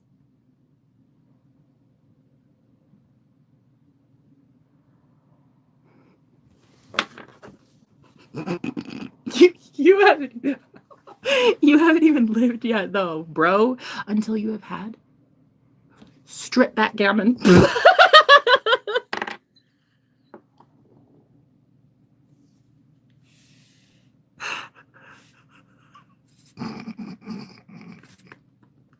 Stop. I'm dying. Stop. Oh my god. Strip Monopoly, could you even imagine? Could you though? Because that would be the longest strip tease ever. That shit would last 6 hours. Go that foreplay. You better hope you have a whole fucking Saturday devoted to that foreplay, because by the time you guys are done, you're gonna be like, we gotta put the kids to bed, and honey, no, we can't do this tonight. I gotta make dinner and I got a headache. Strip Monopoly. Girl, don't do it to yourself. Don't do it to yourself. You deserve better than strip Monopoly. It's torture. Oh. You're giving Melissa McCarthy vibes, girl, from Bridesmaids, and I love it. I'm so fucking here for you, Kristen. Is that your name? Kristen Tori. Oh my god. Fucking love the way you spell your name. Did your mom name you that? Sorry, I don't know why I said it like that, but like, did she write it like that? Because that's actually really fucking cool. I've never seen a Kristen spelled like that before. That's amazing. Tell your mom she did a great job. Give him Melissa McCarthy. That's my cousin. In a parallel universe, I'm not sure. Never met the woman, but she's my spirit animal. Go Fish and a little kiss. Okay. I would do things for the Monopoly man. I like a short king. It's given Lord Farquaad. I love a short king. Okay, so here you are. And here's Lord Farquaad. I would do anything for a short king. The real question is, honey, what would your short king do for a tall queen? That's the real question we have to start asking ourselves, ladies. It's time they start answering that question, too. Ooh, put the ball back in their corner, honey. Put the ball back in their corner. Because what game are we playing? Is it kickball? Because they need to start kicking it. They need to do something with that ball. But it's kickball. I don't think they know not to kick it. They have to throw it. These men, though, I hope they get it right. I hope they get it together, and I hope they get it to Jesus. Honey, throw that ball back. That is ridiculous. They need to do something with that. You should not be bending over backwards for a short king. A short king should be proving that the tall queen is actually very, very valuable.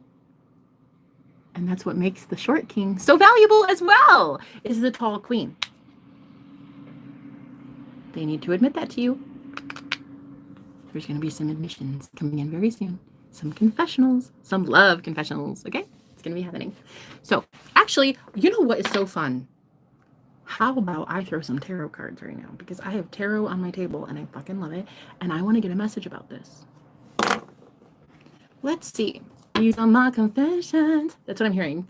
I just heard hemp. Hemp. I love that. I love hemp. Who doesn't? All right. These are my confessions. I just heard that somebody might get drunk. And drunk dial you, I heard. Drunk text. Holy Spirit. Twister is how you get him for real, though. Fuck that sexy girl. I can't even say the word twister without thinking, rah. Girl, come on. Don't put that word in this chat. That is the sexiest thing that has ever existed, is the game Twister. Don't bring that into my chat, because this is a PG place, okay? We're very PG here. Yeah, Twister is where it's at. Honestly, you start with backgammon and you end with Twister.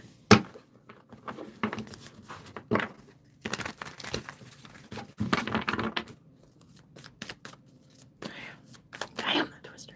Oh, and also, my favorite game.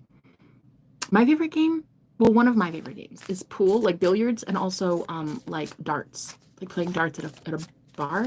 I keep right now in this reading seeing like somebody getting drunk and having to tell you something. This person might be at a bar. I'm hearing loud. I'm hearing very loud. I'm oh my God. I'm literally having a vision of a man at a bar at a payphone. I don't even think they freaking have those anymore. This dude is like, yeah, I am. Oh my God, you guys, stop. This is what I'm seeing. My imaginative ass. I'm seeing this vision of a man who's like literally like, oh my God, draped over the payphone at this bar. And there's other people. It's very loud. It's very dusty, musty, smoky, like it's a dirty bar. And there's this man, and he's just like got his phone like this, and he's just like literally. I'm seeing someone hunched over a payphone.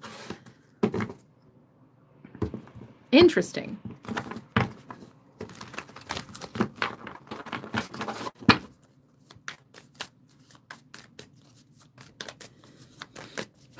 Holy Spirit, what's going on here? What can you please give us a message? These beautiful people that are here that give a shit. Thanks. Ace of Wands, girl. Oh my God, look at the tears. That's what I'm getting. I'm hearing hold back tears, hold back tears. Hold back tears, don't express fears. And then I heard the word dude, like, dude, don't express fears. Don't express tears. 9 of Cups.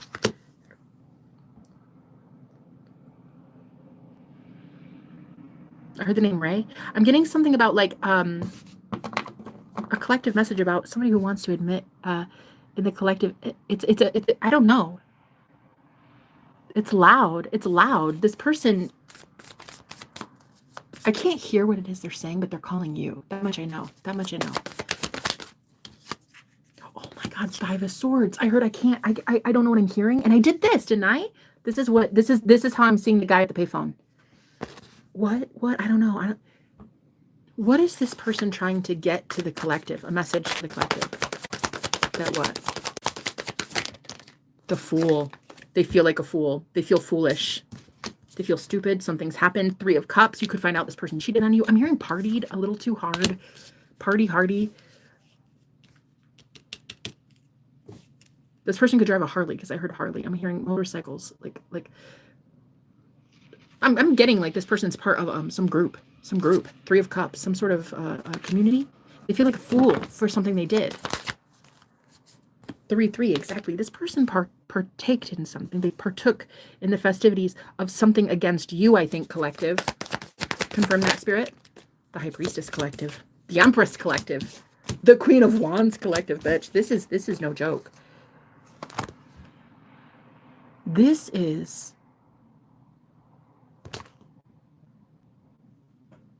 bad timing. I'm hearing the high priestess answers the phone and says, this is bad timing. I'm hearing we have to go. We have to get out of here. Interesting. So you have the high priestess, the queen of wands, and the empress. Very much divine feminine energy. And it's like this what is this feminine accepting here? The divine feminine, please. The empress energy. 5 of wands in reverse. What are they accepting? King of wands in reverse. Whoever this is, this I'm telling you, this is like someone who very much likes war. They like it. They do. They do. King of wands, 5 of wands, a very competitive person. This is literally someone who would play a lot of games, a lot of games, a lot of head games, a lot of war games, a lot of board games.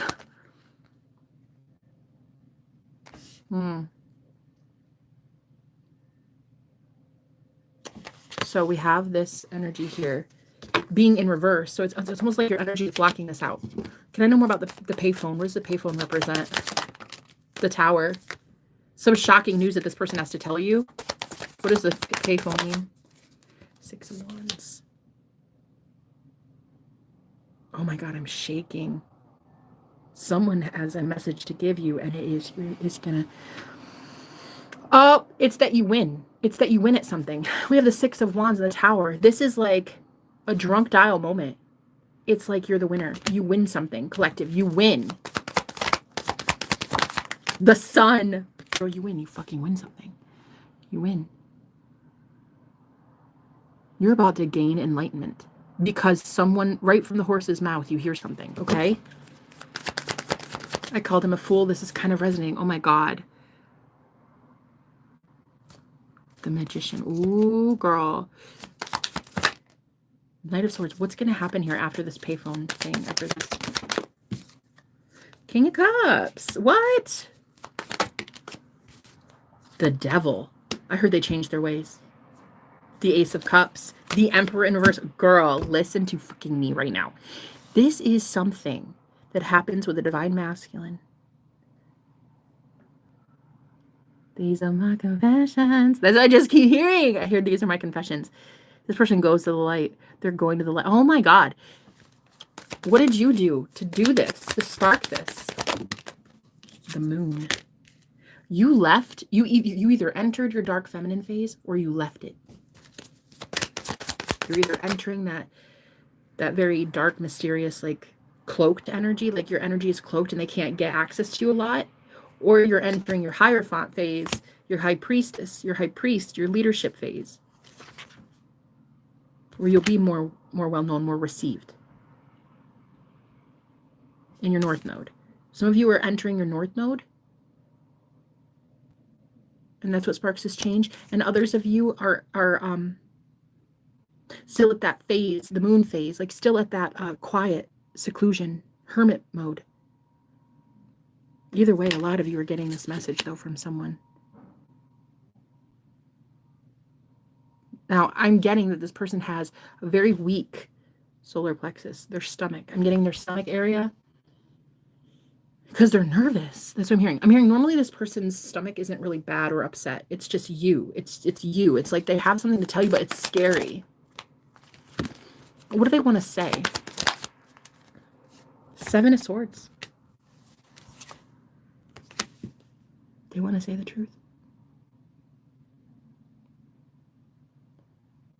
Oh my God. Okay, so Spirit just said, anybody that's trying to get an admission of guilt from someone,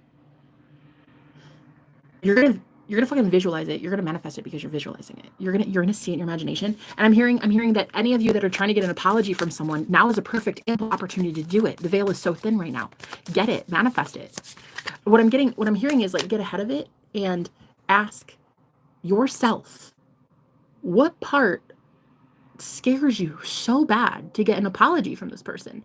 Because you should have had it by now. You really are that powerful. You are that potent that you should have an instant manifestation. So why are you not having that? Why is it that you want an apology from this person and you're not getting it? Is it because you haven't gone into your imagination yet and seen it there and connected with that reality and held that reality as your truth? Yeah, Page of Swords. It's almost like you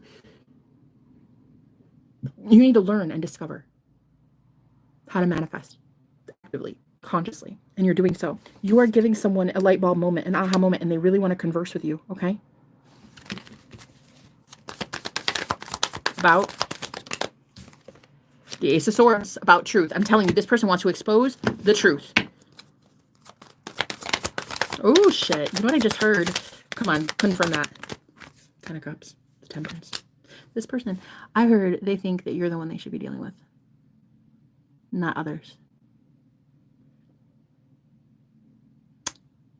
Ten of Cups and the Temperance.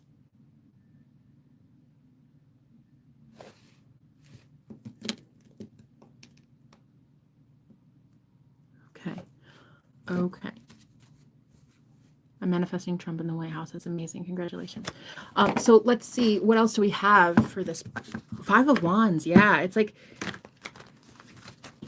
what are you going to see? What are you going to see soon, collective, with this person? 9 of Cups. I heard changed behavior. I fucking heard it loud.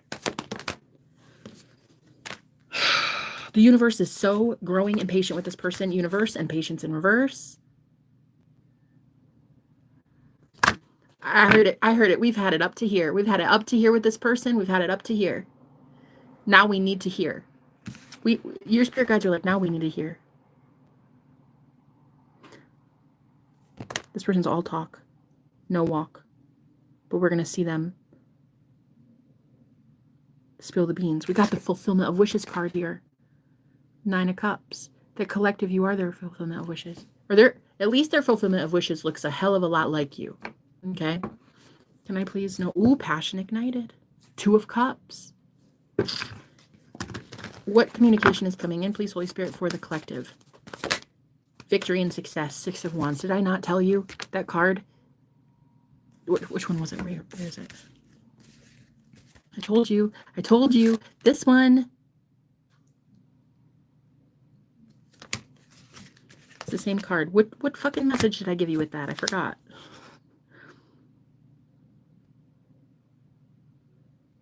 Oh, that you win at something. Wasn't that the question I just asked?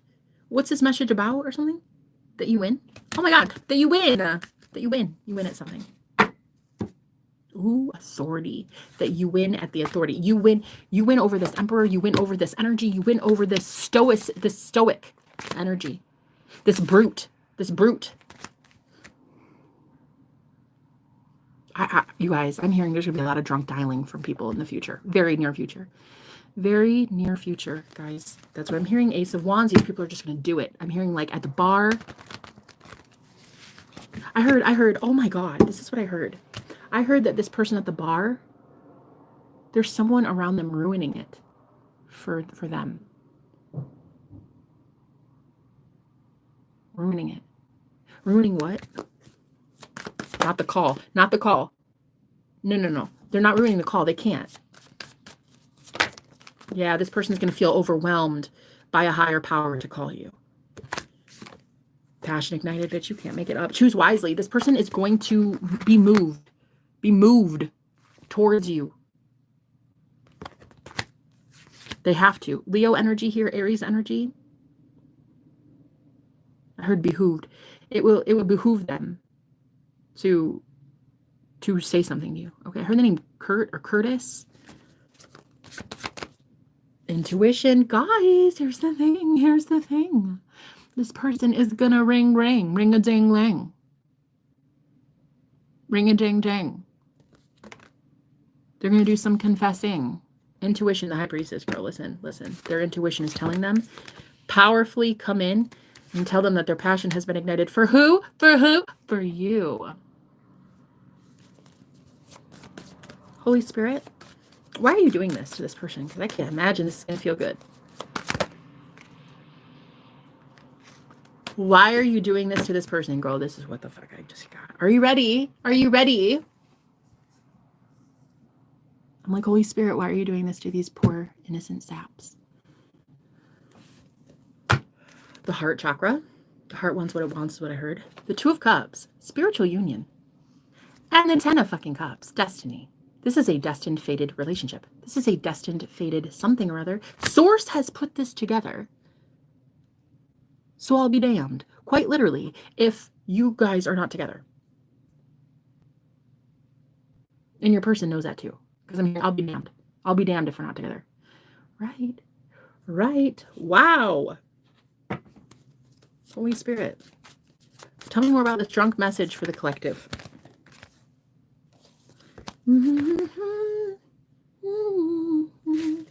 Ooh, truth. Truth. Truth. Oh, shit. It's going to be very truthful. We have 20 people in here, and there's the number 20 right there. 2020, crystal clear vision, bitch. This person's going to tell you, like, oh, I see clearly, honey. I can see clearly now. You're all I want. I can see old caffeine in my mug. See, this person, they enjoy things with you around. They like life with you around. Light. You help them. You help their. You guys. I heard. You help their yoke be light. In the Bible, it says, like, do not be unevenly yoked. Right. Right. Some of you, I think you might not want to work with this person. Let's see. Oh, you may discount this. You may discredit them. I don't know. You're going to do something. I don't think you're going to be mean. I don't think you're going to, what are you going to do? What are you going to want to do? Emotional loss, 5 of Cups. You're immediately going to feel like, wow, this must be eating you alive. Yeah, I'm hearing never thought a day in my life I would see it.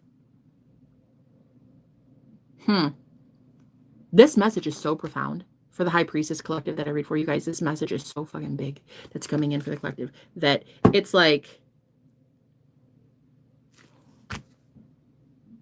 I'm hearing there's a reason that alcohol had to be involved. There's a reason that this person, it's because their solar plexus is out of whack. That's a place of confidence and it's imbalanced. So they have to drink. They have to have liquid courage to do this. I'm hearing drunk tile. Yeah, I'm hearing like, oh my God, just like admitting everything and just like word vomiting. Whoa. Tell me more. Spirit is doing shadow. Spirit is doing some shadow work on this person. This person is forced to go to the shadow. They forced to go within into their shadow. Ace of Swords and awareness. They're gaining truth about their shadow. Lord, this person doesn't want to be like that.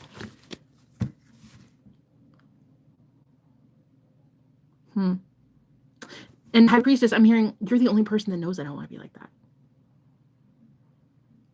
Everybody else thinks they want to be here. Everybody else thinks they want to be drunk. Everyone else thinks they want to get high. Everyone else thinks I want to be this. And everybody thinks I want to be a tyrant. Everything. But you're the only one that doesn't, High Priestess. You're the only one that can see this person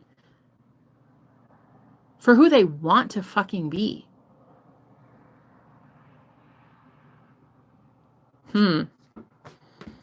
Oh, the devil. Girl, you can't make it up. On the split, the devil. I'm telling you, you guys you will have to discern when this person comes in.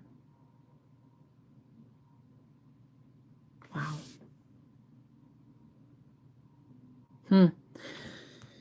Whoo, Lordy. Let's get a message from this deck. Yeah, it's weird because I'm seeing like this overwhelming image, a picture. It's just a guy like draped over a payphone with his phone like this, and he's just like, hey. And it's like he's so inebriated, he's so out of it in this vision. Some of you are going to be like, God, you had to drink to tell me that? You couldn't just say that? So I think some of you might write it off because it seems like a drunk dial, you know? I think some of you might even be like, oh, well, I don't know if I believe that, you know? I just dropped a card. Let's see. I don't know if I believe it. Like, I don't know. I don't know. This message, I'm enjoying it, and I'm enjoying my day. My Lord, have I been channeling almost 4 hours? Super fun. Whatever. Don't judge me. I love channeling messages. For the most I want, honey. I love just talking myself to death. I really do. I love talking myself out of a paper bag. I love talking to myself. Period. And speaking of, this is going to literally lead to your success. This person is going to tell you. It's like, wow. It's like, I heard the letter K. This person their name could start with the letter K. I heard, oh my God, the spirit world is forcing this person to do it. And you're like never gonna think that. You're never gonna, you never thought that they would, or they could. What happened? Something about,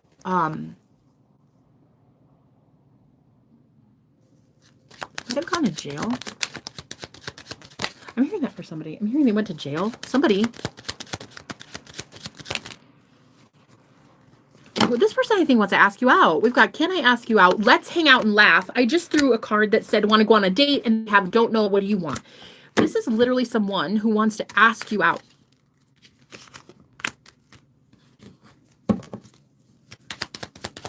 Heard the name Cody? Let's hang out and laugh. Can I ask you out? I don't know, what do you want? And I'm getting like dinner, like, I don't know, what do you want? like I'm seeing that, and then I'm hearing, yeah, I want to go on a date. Wow. Okay, let's see. Yes. I love your fierce independence. This person really needs to understand that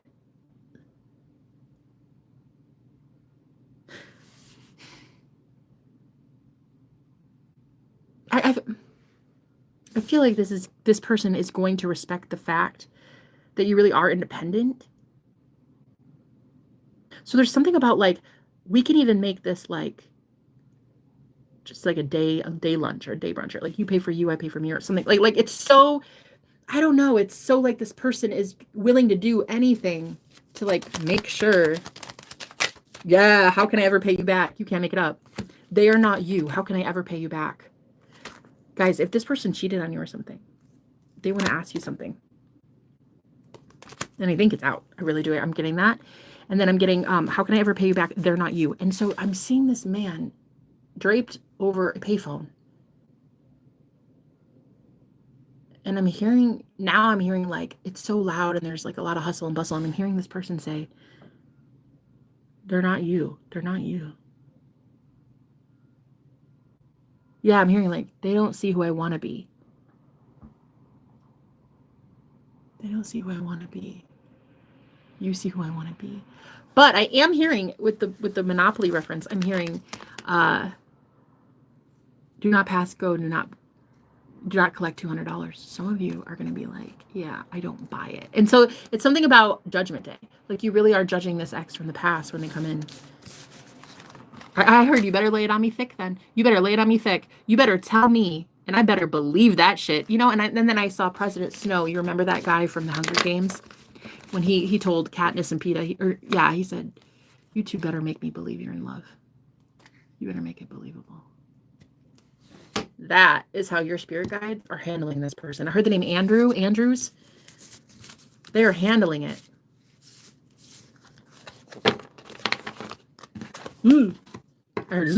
Man, I'd rather be on this side of the collective, because what your person is going through in order to do that, I'm hearing like they are being like buzzed awake at some 3 a.m. or something. Like I feel like spirit is just like, hi, remember us? Hi. You don't get to run from this. So this person is about to have to confess some things, okay? 6 of Pence. 6 of Pence. That's the card of equal give and take, batch. This person now knows they need to give, see, the devil in reverse. They need to start giving to angels a little bit more and devils a little bit less.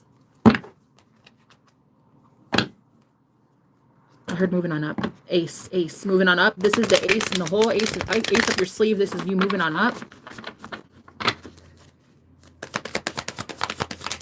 I keep seeing the letter K.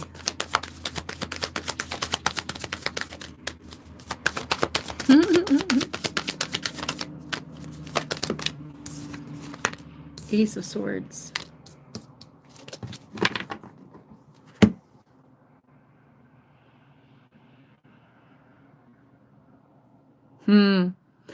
I just keep getting that the divine feminine's about to have this breakthrough. You guys are literally manifesting this. Oh my God, because you're so powerful. And you know it. You know how fucking powerful you are. You're a baddie, bitch. You are a baddie. That's why I love you. That's why you come here. I'm your favorite reader, I hope. Because you're a fucking baddie. And It's like you're watching this person give you a truth that hurts them so bad, and you can feel their relief when they say it. Oh my God. Spirit is telling me that a lot of you are manifesting this by envisioning this person admit it first in your subconscious, like first visualizing them saying this. It is going to relieve so much stress just hearing it, even in your head telepathically. They really think your guard is up. And that you're not entertaining this shit at all, though. How do they feel about you? How do they feel about you? Let's see. Two of Swords. They think that you think they're playing you. They think you see them like this. Two of Swords. You haven't made up your mind yet. You're kind of thinking it's bullshit. I just heard you say to this person, "Don't drop the soap." Wow. Ruthless savage, motherfucker. You are savage. That's what I heard. I heard like collective say, "Don't drop the soap." So whoever this person is, you know they're doing time for a nasty crime, and you're that's what this person thinks that you see them as. It's like not worthy of the help. 5 of Wands. Like you're gonna, whoa.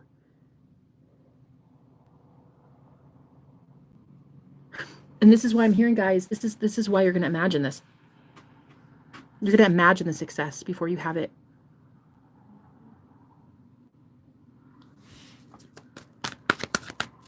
You're getting a lot of things this way. That's, oh, girl, the Justice card. I heard you're getting a lot of things this way because this is karma for you. Karma is literally for this collective. Your good karma, your dharma, is literally getting visualizations from your higher self about desires that you want.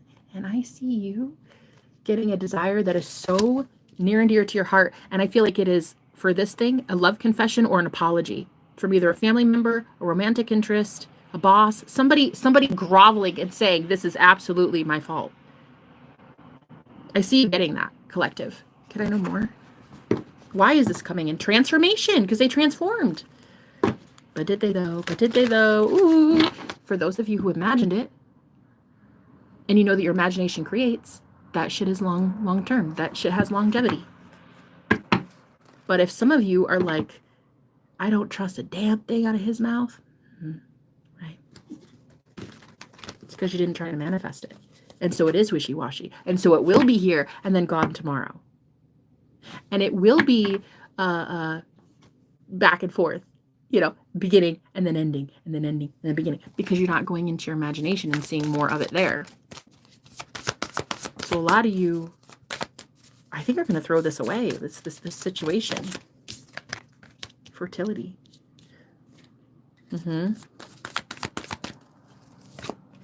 Family.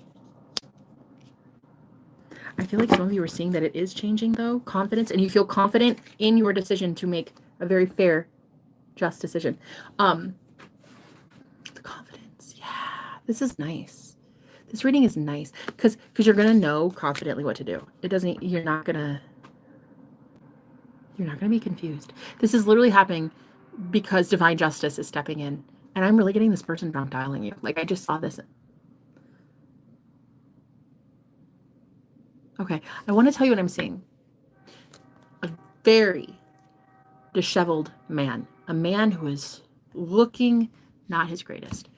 And he's hunched over a payphone at a bar. And the bar is dark and it's dingy and it's full of a lot of people. Okay, I'm mostly seeing men, and I'm seeing like smoke, and I'm seeing a really intense bar scene. And I'm visualizing this man hovering over this payphone.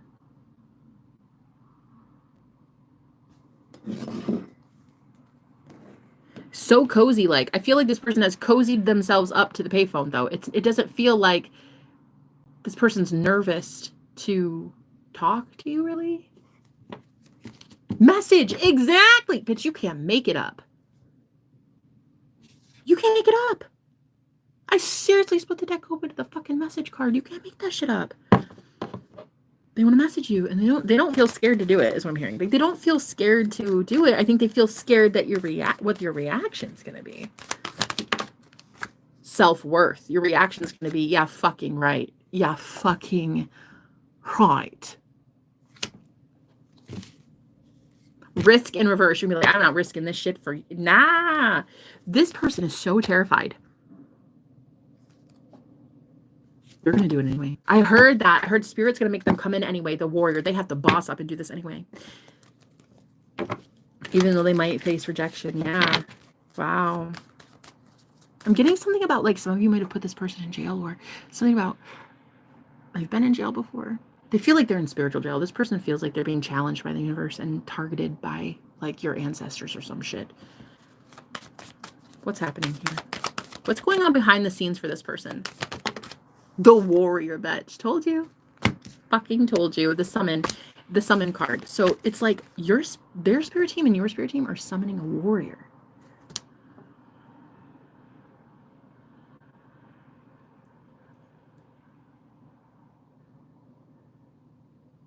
I heard something about a tripod.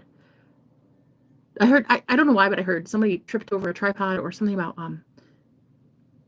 you could have bought a tripod recently. I heard tripod, and I'm hearing, if you dropped one or bought one recently, or something about a new tripod, or this is your message. Okay.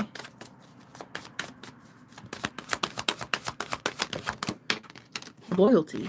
Yeah. Denial. Ooh. This person thinks that you are so done. Denial. Like, oh my God, they're terrified.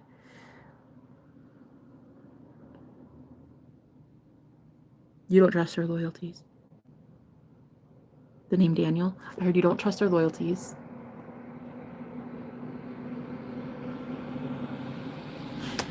Whoa. This, if, and this is a big if one of my viewers wants to fucking take this person up on their offer, I am telling you right now, Spirit is showing me that one of your gifts of divine provisions and divine, because you are so divine, and no matter what you do, you're going to be fine. You will be in, like, negotiation talks with this person or something. Like, say, for instance, you have a child and this is like shared custody or something. The Holy Spirit is going to channel through you at that meeting, at that CPS place, or at that, breakfast table, wherever you guys go to talk. I'm telling you right now, Spirit just showed me you having the backbone of 1,000 fucking warriors, bitch. You are going to lay it all out and be like, listen, this and this and this and this and this, and that's it. And a story. There's no negotiation here. I get this amount for this child, or I get this job, or this and this, whatever the situation is for you guys. But this person doesn't really have a leg to stand on. Spirit is making them come forward. There's the throat chakra. They're making them express themselves. Truth. How is this person going to make you feel when they come in? Ooh. Girl. 7 of Swords. Deception. 2 of Pentacles, and the suffering in silence. Like, how they're going to make you feel? They're going to make you feel like this person. They're going to make you know that they're suffering in silence. And you're going to think they've not moved on in their life. They're not moving forward. They're not doing jack shit. This is like the one breakthrough of a lifetime, and it's a fucking drunk butt dial. They are going to make you feel like you have every right to think this is a snake. Why? Balance in reverse, justice in reverse. They might tell you they went to jail, or that they did something illegal, something wrong. Solitude. Like, what am I getting? This person is somehow running from people that are unfair and unjust and off their fucking rocker. I'm hearing, like, unhinged. I don't know. This person's living in such a state of paranoia. I'm hearing that payphone that they're in, it represents feeling so comfortable with you because it's secluded. It's in solitude. You and them talking on the phone. It's like that moment of reprieve. It's that moment of relief. It's that moment. Bare my soul. That's what I heard. I'm going to bare my soul. Ooh. 4 of Swords. Rest and rejuvenation. Did I not say you're their rest? You're their harmony. You're their safe space. You're their sacred. Oh my God. You're their sacred secret is what I heard.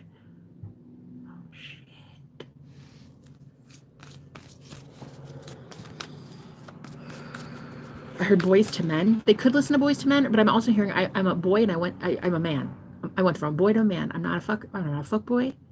I'm not playing these games. I don't know. We'll see. We'll see, guys. Spiritual strength. Some of you. Look, Annie. Look, Annie. Look. You're gonna have to really use your discernment. I heard ready, ready, ready, ready, ready to run. So I'm hearing, how willing are you ready to run? Are you ready to run from those people? Are you ready to like fucking handle that shit? Handle that situation? And I'm just hearing this high priestess, whoever you are, you know you hold all the cards. There's no way this person has even a say in how it goes anymore. Woo, girl! You are sitting on your fucking throne, bitch. We got the 9 of Pentacles here. Independent, hella fierce. You know what time it is. You know what the fuck is up. You're not letting this person run shit around you. This is so fucking awesome. The Chariot. Okay. What is your advice? Holy Spirit, what is the advice for this viewer? I heard it's alien to you. It's alien. You guys might have talked about aliens in the past. Something about this person might not act right. There's like something about like how weird they are, or they do something that's like weird. Let me see. When they're doing this, what are you seeing in this person when they do this? Power. What are you seeing? Shadow. You're gonna see that this person has power over their shadow a lot more than you think they did. I heard the shadow elite. They have a lot more power over their shadow elite friends than they let you know of. Ooh, the magician. Yeah, awareness. You weren't aware of it. That's what I'm getting. That you didn't know about. Shit, has this card literally popped out? I heard that you don't know about. You are unaware of something.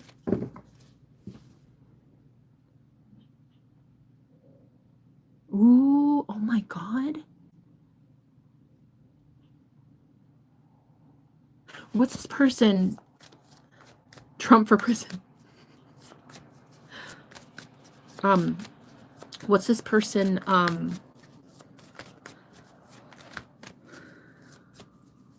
does this person, when they come forward with a message, how do they want you to feel? How do they want you to feel? 5 of Pence. What's the 5 of Pentacles? How do they want you to feel? Authority in reverse.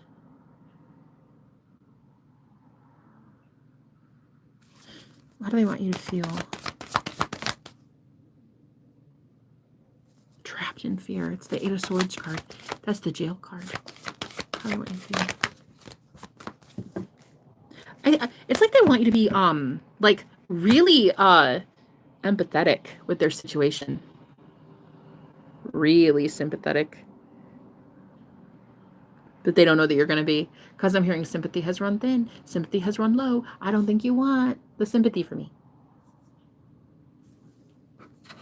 I heard the name Vanessa. 5 of Pence. Look at this. You have 5 of Pentacles twice. That is the card of being left out in the cold, though. So let's see what this is about. How do they want you to feel?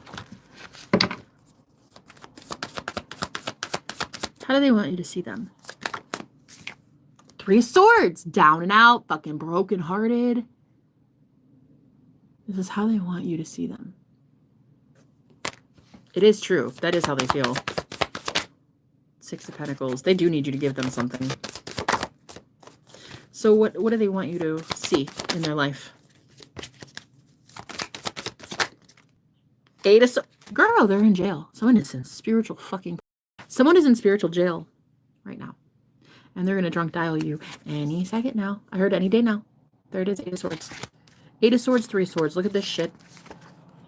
This is how they want you to see them. Woe is me, down and out. Oh my God. I feel so sad. I feel so sad. Nothing's working out for me.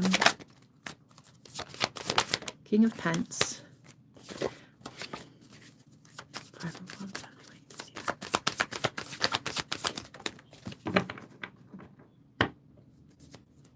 I heard, here we go again. Here we go again. Some about, exactly, the Empress, the Divine Feminine. You guys do not fucking trust this person. Seven of Swords. I'm hearing round and round. You spin me right round, baby, right round. Like a record, baby, right round, right round. You don't believe them. You think they're a rat.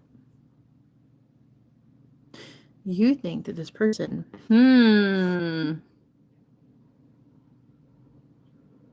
would do anything to escape spiritual jail.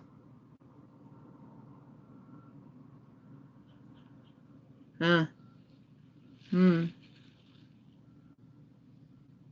a record, baby, right round, right round.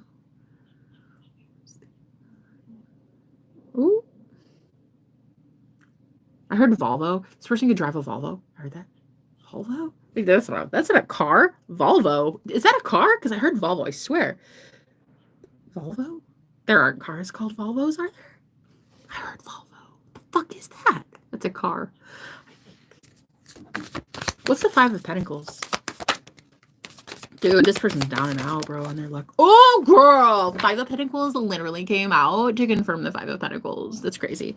I literally just said the Five of Pentacles is down and out, and they're fucking came out again for the third time. This person has literally no fortune, literally no perks, no heavenly perks, no great karma lined up,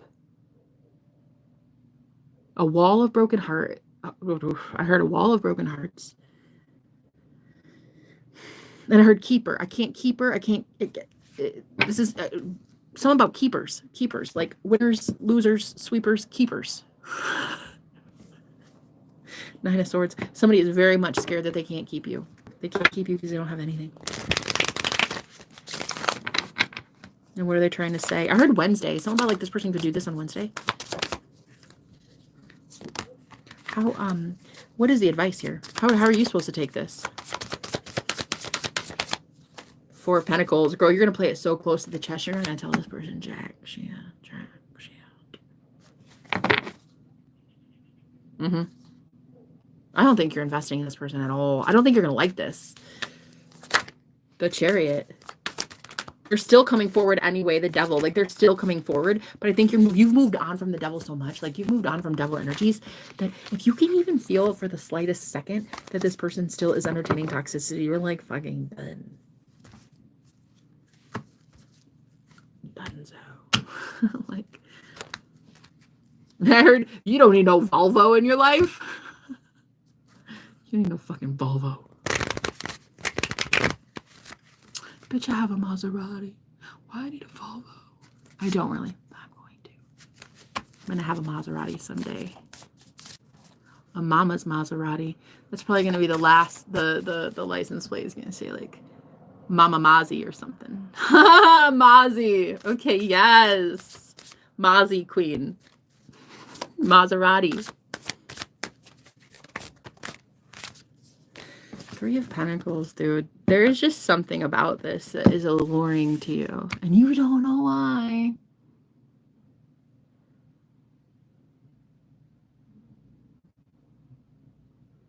What is this High Priestess collective going to do when they get this call or this Page of Swords? What are you going to do? You're going to look them up, I heard. You're going to look them up on Facebook. You're going to look them up on socials. You're going to start seeing, like what has this person been doing? Yeah, I heard, what have you done for me lately? That song. You're gonna see, like, what have you been doing for good people lately? Like, do you just get sloshed every Saturday and hang out with your dumbass friends? Ace of Pence. Because, like, you have an offer, and you might try to give it to this person, but you guys are doing a lot of, like, searching. I see Googling. I see looking at Facebook, looking at, like, talking to their friends, like, yeah. Recon. I heard before you guys even try to get back with this person, you're gonna be like asking all their friends, like, so how they been doing? How's it been going?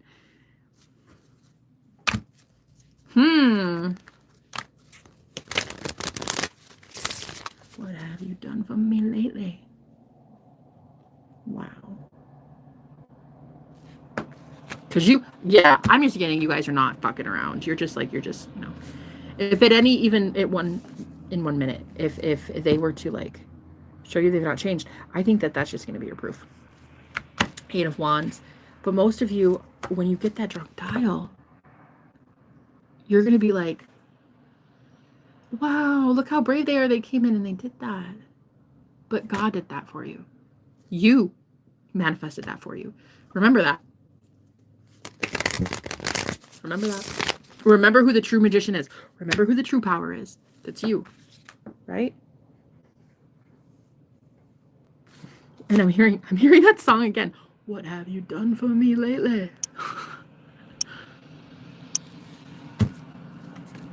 Huh. Stop in the name of love before you. Some of you, I heard that this person just broke up with somebody, and you're going to see it on Facebook. They broke up with somebody named Andy, something like that. I heard somebody just got broken up with. Your person might have just gotten broke up with, or they broke up with somebody. 4 of Wands. Oh my God. Like maybe a living situation, but whatever this is, the 4 of Wands, it's like that is a celebration. I feel like somebody here really did break it off with somebody. Like they really did. They really did. They actually are changing. And you know, you might see that. You might see that. Some of you are going to really want to look at Facebook and look at some things and talk to some friends, talk to some family members. I'm telling you. Some of you might actually think this person is quite independent from the hive mind. There's just a lot of overanalyzing going on when you get this call. All right. Any other message, Holy Spirit? The Lovers. Wow. Wow. A lot to think about. A lot to chew on, guys. The High Priestess Collective. I'm going to do a collective. I think I'm going to go do another reading. Yeah, just do some channel messages on that live. Oh, yeah. Maybe I'll do a pick a card. I might do a pick a card right now. What does this person want? Their intentions. Ooh. All right, guys. I love you. I gotta be, and then I'll be back. I love you. I fucking love channeling today. So I'm gonna go hit the vape pen downstairs. I'm gonna pee, and then I'll be right back because we have some messages to talk about. God, I'm really in the mood today to channel. So I'll be right back. Okay, guys. I love you. Bye.